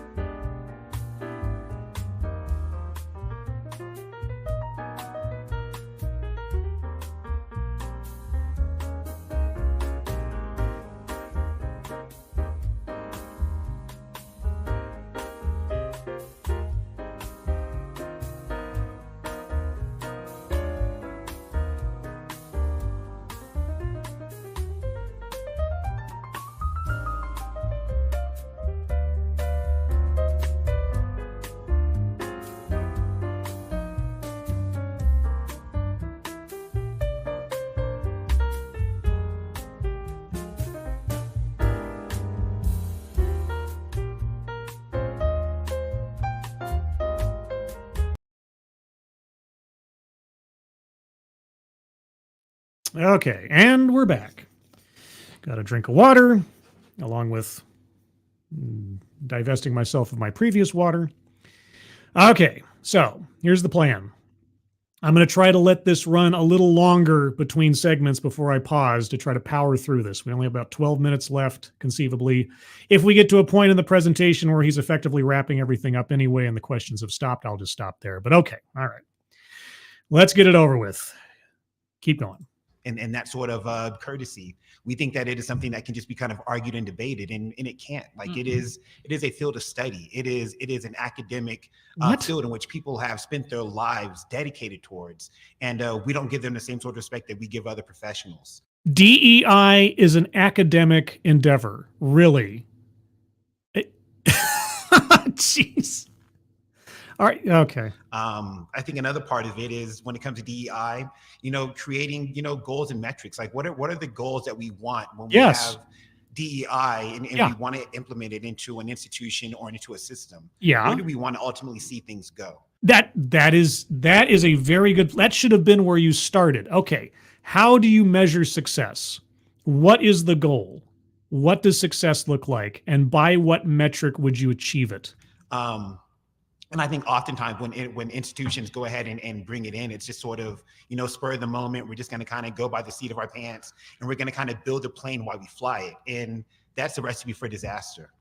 So what would you suggest to be the appropriate framework and benchmarks for success in DEI? Please, tell me true. And because people don't sit down and dedicate enough time to actually, fleshing it out and trying to see exactly where they want to go and how they want to get there, you never get there. You just end up kind of spinning your wheels.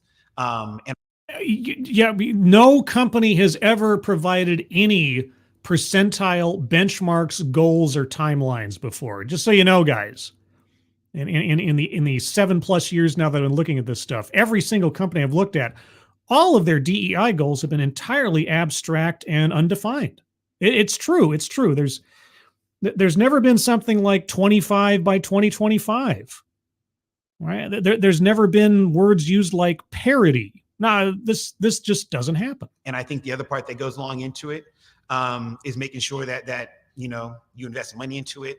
It really does come down to money. Where does the money come from? Not from the profits from companies that invest in DEI. That you have adequate training. That you also try to find ways to budget for it as well. Budget for it? Yeah. Okay. And what? Oh my gosh. You guys wonder why companies have been uninvesting their money into DEI projects over the last couple of years. Let's talk about budgets. Let's talk about bottom lines. Let's talk about ROI. Come on. Because if you don't, it's going to begin to, peter out, and you kind of get what you're seeing today. Yay! Well, we definitely can't have it petering out. And what I would suggest, you said, what are we doing? Yes. And what I would suggest is, first of all, let me thank each and every one of you for being here and sitting in these seats. Oh, please plug your museum again. To listen to this, because I feel like it took courage to do so. Oh. And I just want to thank you because this is an issue that must be addressed and that we must face. How do you want to address, quote unquote, this issue, and that being the opposition to DEI? How? And a lot of people say, well, what can I do? Yes. That's a big thing. Yeah. I'm not working at a university. Do what you can do within your arm's reach. Such as?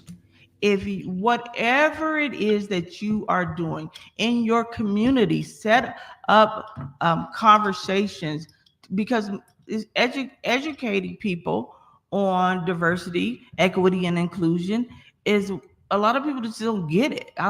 I can't imagine why people don't get it, because all of you on the panel have just been so explicit and so clear on what it is that you mean, where you mean to go with it, and how you mean to achieve it. I really don't understand why people have a problem, educating others on what DEI is. I don't understand. Why is it necessary? Is it something we really need to do? What is it really about? Well, yes, it is necessary, and this is why. Could you take a minute and give us the kind of sales pitch you would give a friend?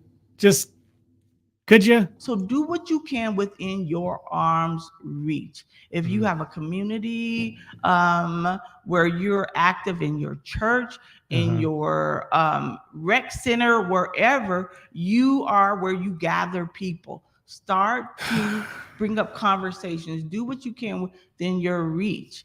I got to pause occasionally. Sorry, guys. Sometimes I have something to say, and sometimes it's just. And as we all do a little bit, there's many hands make little work. That's an old African proverb. Many hands make light work is an old African proverb. And I'm not being facetious here. Is that the origination of that phrase? I don't know, but okay. So many hands make little work. If we all do what we can. I thought it was many hands make for light work or something like that. But I guess there could be variations. To educate and to make people understand the necessity. When you get it, teach someone else. Show someone else. Well, I want to get it. You guys are the experts. Why haven't you told me what it is yet? Why this is important. As an instructor for over 20 years, they said 62% of the population believes that diversity, equity, and inclusion does not work. Well, what? Being someone who has lived in it, being someone who has benefited from it, I can tell you that it does. How have you benefited from it? And I know I'm not going to get an answer because examples and specificity seems to be the bane of the existence of the DEI advocate, but I'm still curious. And I believe that the more that we understand and the more that we educate one another on what it means to be inclusive. How do I include everyone when I'm so used to what I've been taught? Well, no, we're not talking about inclusion because we need Black only residence spaces in colleges.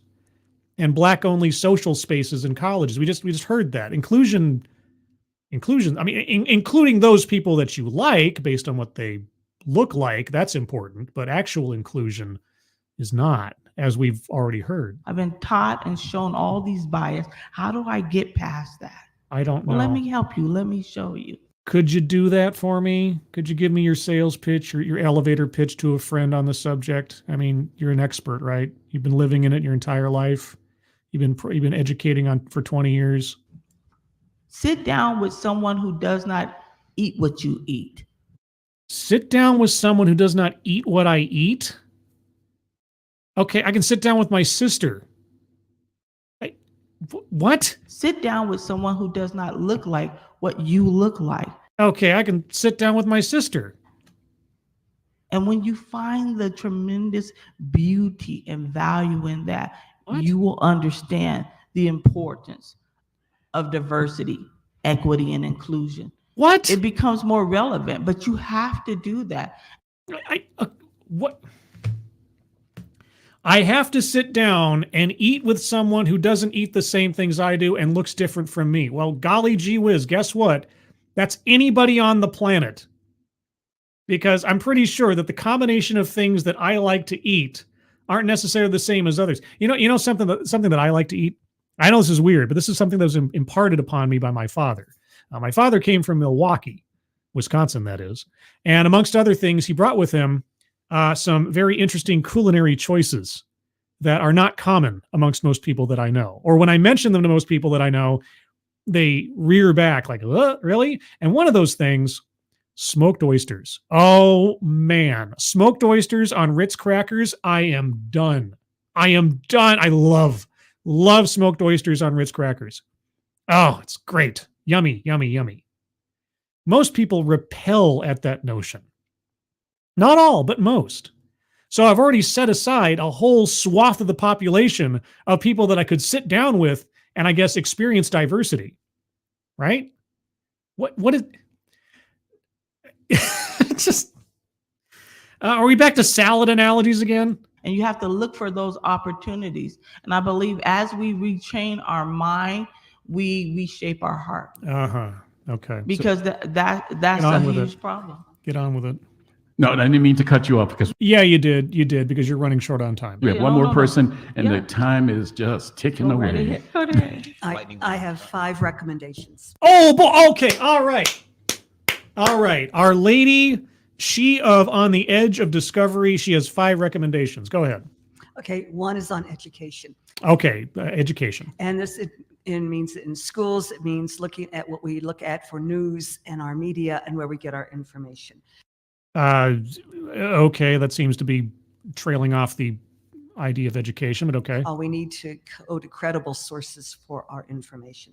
We need to go to credible sources for our information. Okay. How do you define credibility? Second is No, money, no. economic equity. We're talking about poverty being a real problem in every way. So we want to create a more equitable financial situations. What is she looking at the entire time? Her microphone is aimed far too high, and she's aiming her face straight at the ceiling the entire time. It's just so weird.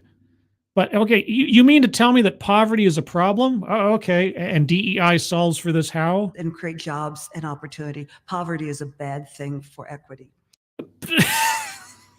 You're correct. Poverty is a bad thing for equality of outcome because it denotes something on the far low end of economic fortune. You're correct. And oh my God. Okay, we're talking about voting. Get out there and vote. And often we have taxation without representation for young people. Maybe consider decreasing the voting age. Have you seen the rafts of intelligence of quote unquote young people these days? Are you kidding me? You want to put the vote into the hands of the most impressionable, know-nothing, all over the place generation that I think the world has ever witnessed? Do you see what's going on in college campuses right now? I mean, I thought all the Black Lives Matter stuff was pretty stupid back in 2016, 2015, etc. And of course, for 2020. But you want to talk about the no, do not lower the voting age. In fact, I'd probably say raise the voting age, but that's just me. Okay, we're talking about government representation. We need to have people who are diverse in giving feedback to local governments, to state governments, and national governments. But because people across the country don't already do. What are you suggesting? From the ground up is a good place to start. What? To become civically engaged. Well, people are civically engaged, all right. I don't know if you've noticed this. And the last is to look at DEI as a public health issue. What? How? Because it makes people die.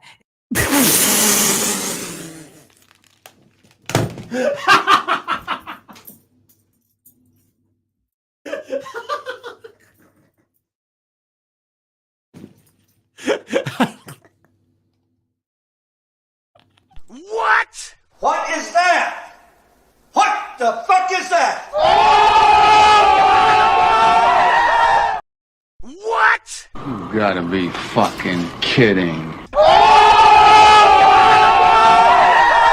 Right?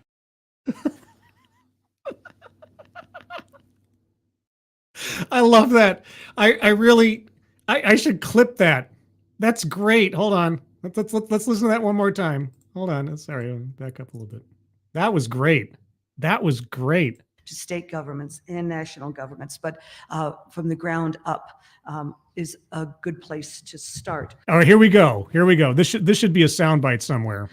To become civically engaged. Oh, sorry. Okay. And the last is to look at DEI as a public health issue because it makes people die. It kills people.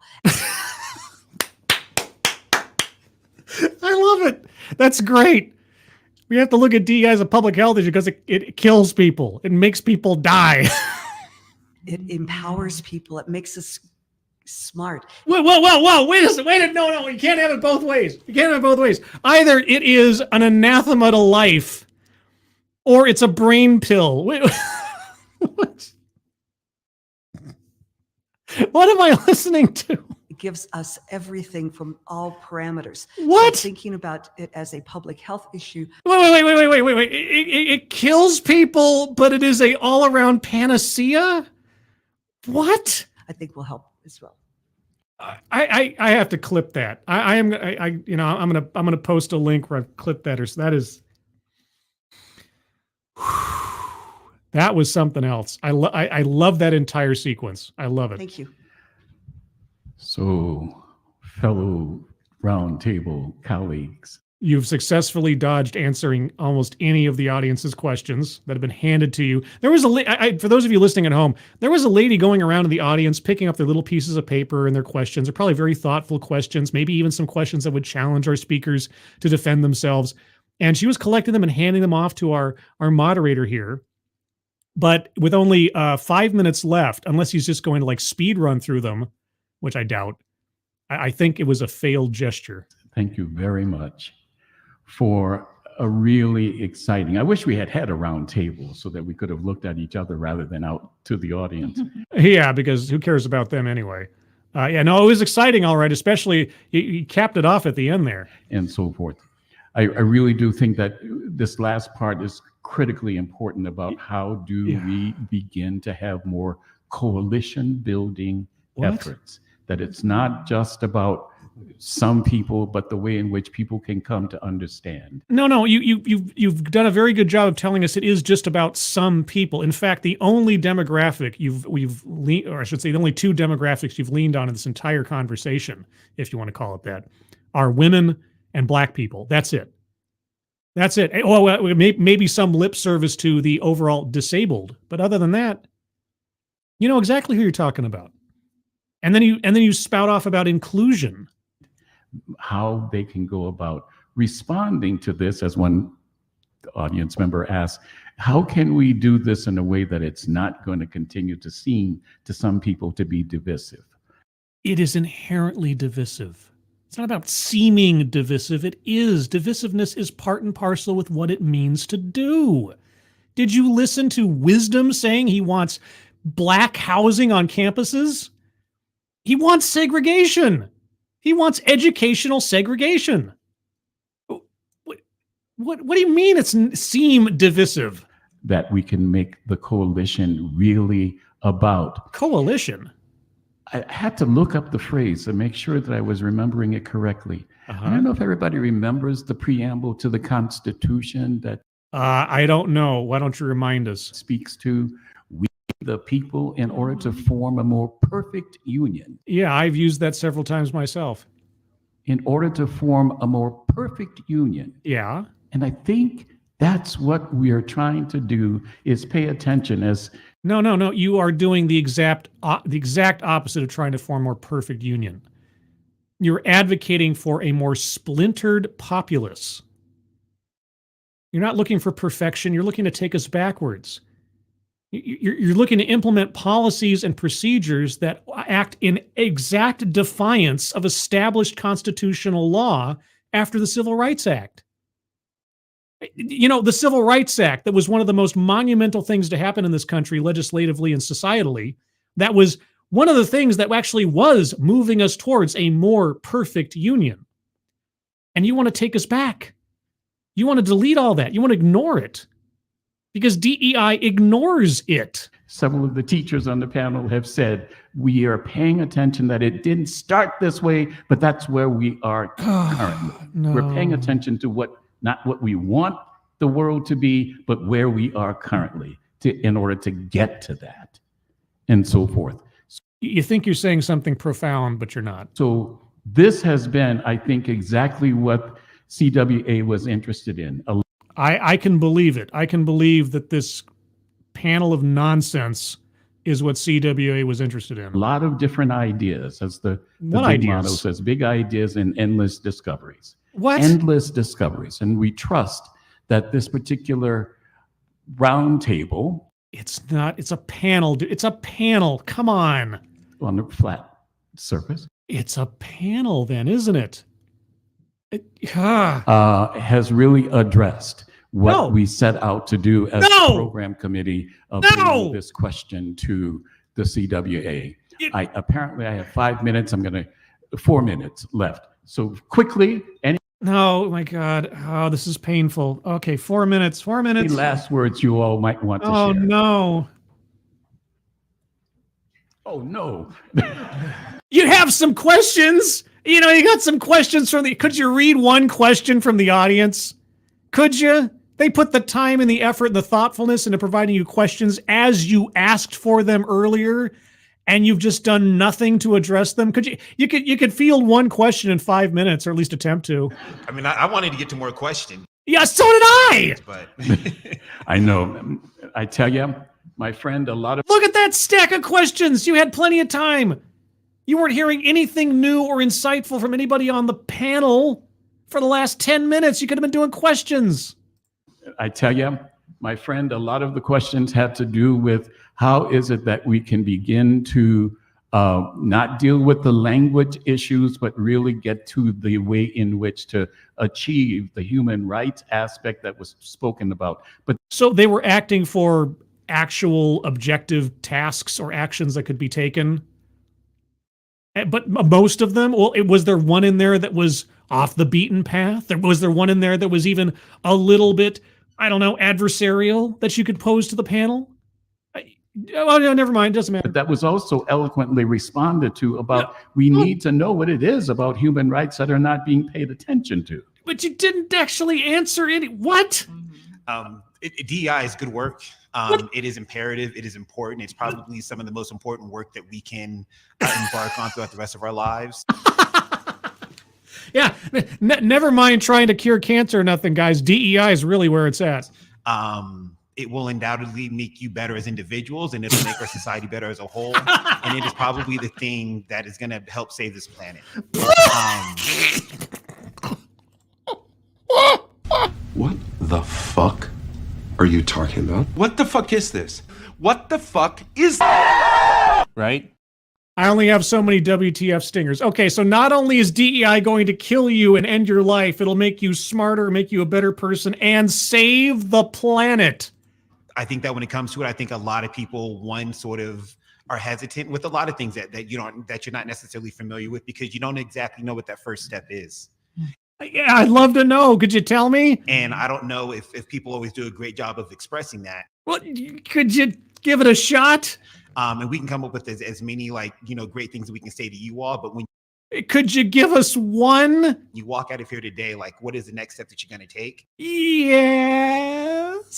And I would say, reach out to your community, go into, businesses that are, multicultural, that benefit other folks, and, sit there and have a cup of coffee, go grab some dinner, support that local business. So the first step I can take in order to promote and move DEI, or the DEI needle, is to patronize businesses on the basis of the race and or ethnicity of the owner. Got it. I think that's a great way to start. Whether you take a couple bucks and you donate it to your local nonprofit, or whether it is you donating clothes, to a shelter that helps and supports, women and children. Like, those are ways that you all can kind of start on a really basic level. That any of that is a move towards DEI. Well, then everybody, I have to encourage you to donate to a beneficial charity that helps people, and that is the Leukemia Lymphoma Society. Link to which is pinned to the top of the chat box. Leukemia doesn't care about your skin color. Leukemia will hit you regardless. And so it is the most inclusive thing you can do to donate to the Leukemia Lymphoma Society to try to help fight cancer. So there you go. And in that way, you will be promoting DEI, if you can believe it. I don't, but if you can, then whatever works. With things that are not necessarily going to with things that aren't necessarily going to make you change like your radical lifestyle. Like, all of us don't have $100,000 to donate to some local charity. Most people don't have $100,000 to donate to a local charity. That's why they call the 1% the 1%. We can do things that are really small and pretty basic in order just start to get the ball rolling. Like donating to a women's shelter or a charity. Yeah, sure. You want to loop that into a DEI initiative? What? And I think that those are ways that you can jump out there and begin to impact your life and impact the lives of others. I don't know why I keep asking. What does that have to do with DEI? And as you get involved in some of these organizations, or you show up at that restaurant, or you go to that business, okay, you looped it all back around to discriminating my spending habits on the basis of the appearance of individuals. Okay, all right. You're going to begin to meet other people that don't necessarily look like you. And don't necessarily look like you. And obviously, if they don't look like you, that's an inherent advantage. So discriminate on who you associate with on the basis of what they look like, because that's a good thing. Okay. Even if they do look like you, they might have a different train of thought. Oh, wait, what? What? No, wait. Do you mean to tell me that two people who have surface level similarities might not actually think the same way? What? And that's where conversations and coalition and building can happen. Oh, okay. We have 2 minutes. I think that everyone in this room has been discriminated against. I agree. Primarily by this panel. Had their hearts broken. I have. I was hoping for more questions from the audience, and I am heartbroken. Felt marginalized. I really have. I honestly have. And sad. Yeah. And angry. And wanting to have a voice. And not knowing how to speak that forward. I leave it to my audience whether or not I've effectively spoken it forward, whatever that means. Your hurt is real. My hurt is real. Oh. Everyone has this pain. Everybody hurts. Take comfort in your friends. Everybody hurts.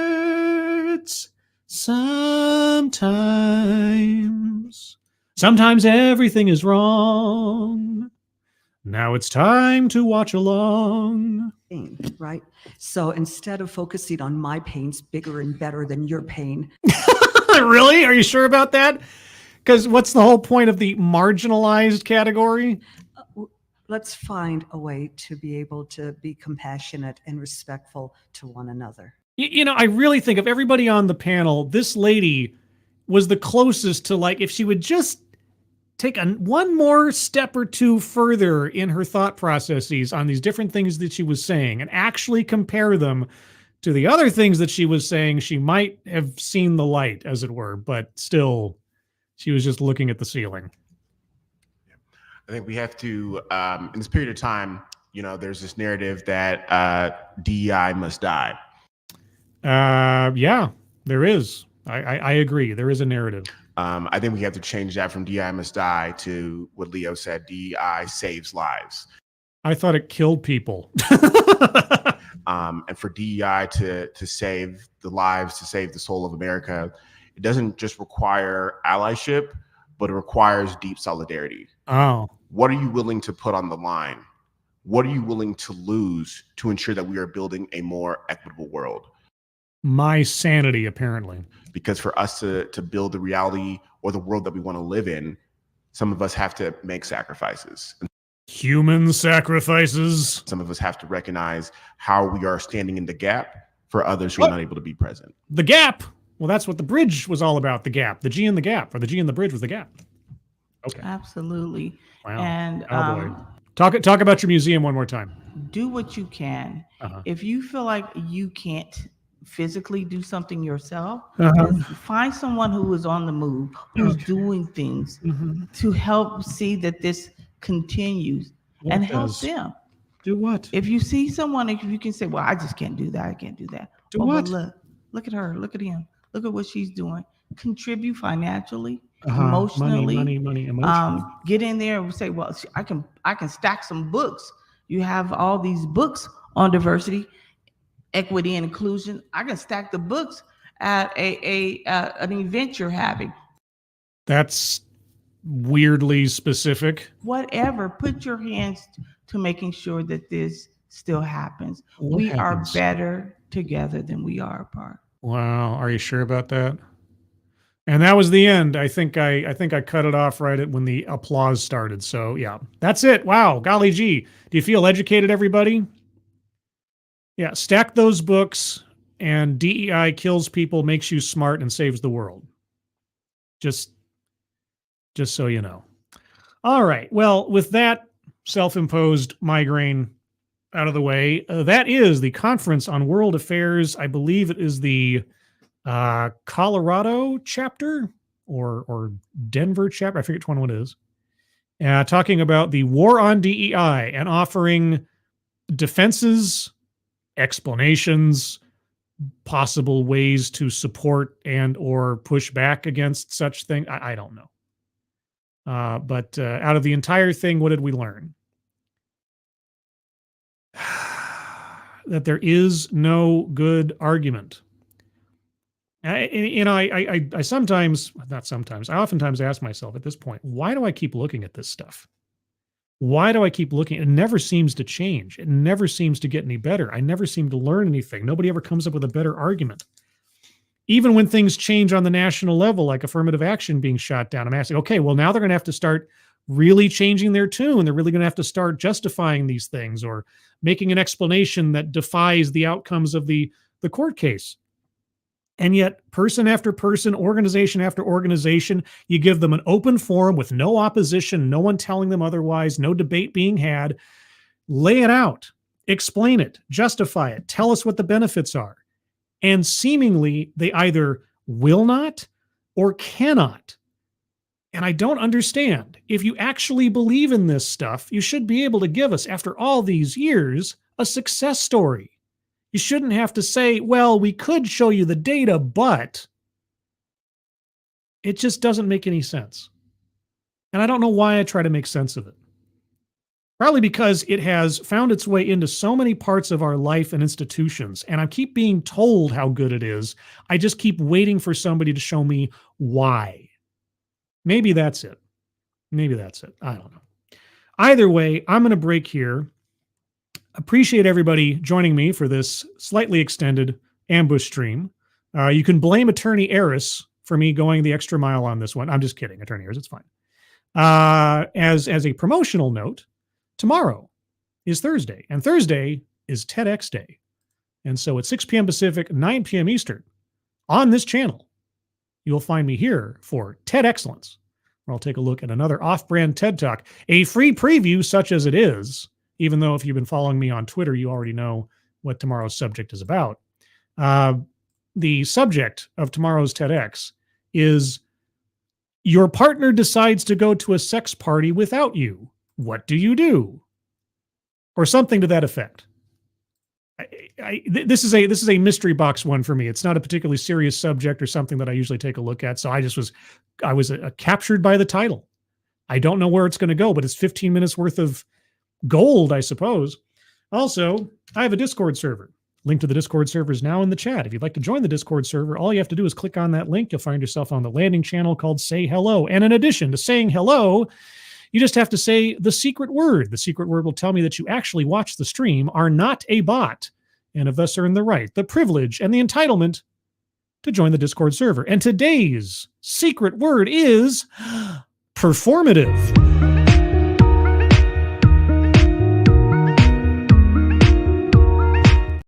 Yes, just say hello, performative, and I'll know that you actually watched the show and can join the Discord server. With that, everybody, again, thank you for joining me on this Wednesday morning/afternoon. Moderators, thank you for keeping an eye on things, even though everyone here is so well behaved. You have very, very little to do. Everybody who donated, either to myself or to the link at the top of the chat box to the Leukemia Lymphoma Society, thank you. Thank you so much for your generosity. It is very much appreciated. If you have a thought on this panel discussion, not a roundtable panel discussion, or anything else you'd like to say that I didn't get to in the chat, please leave a comment below after the show is posted. Also leave a like on the way out if you would. Apparently, supposedly that helps out with the algorithm. And yeah, beyond that, also share my stuff. Share the stuff of any content creator that you appreciate that you don't think gets enough attention, or even if they think get enough attention, you just want to let people know that you like them. Do that. Because ultimately, at the end of the day, I think you guys are the best algorithm. Everyone, hope you have a good rest of your Wednesday. Hope you're all safe and well. If you're not well, obviously DEI will save you, and I'll see you on the next one. Take care. Bye-bye.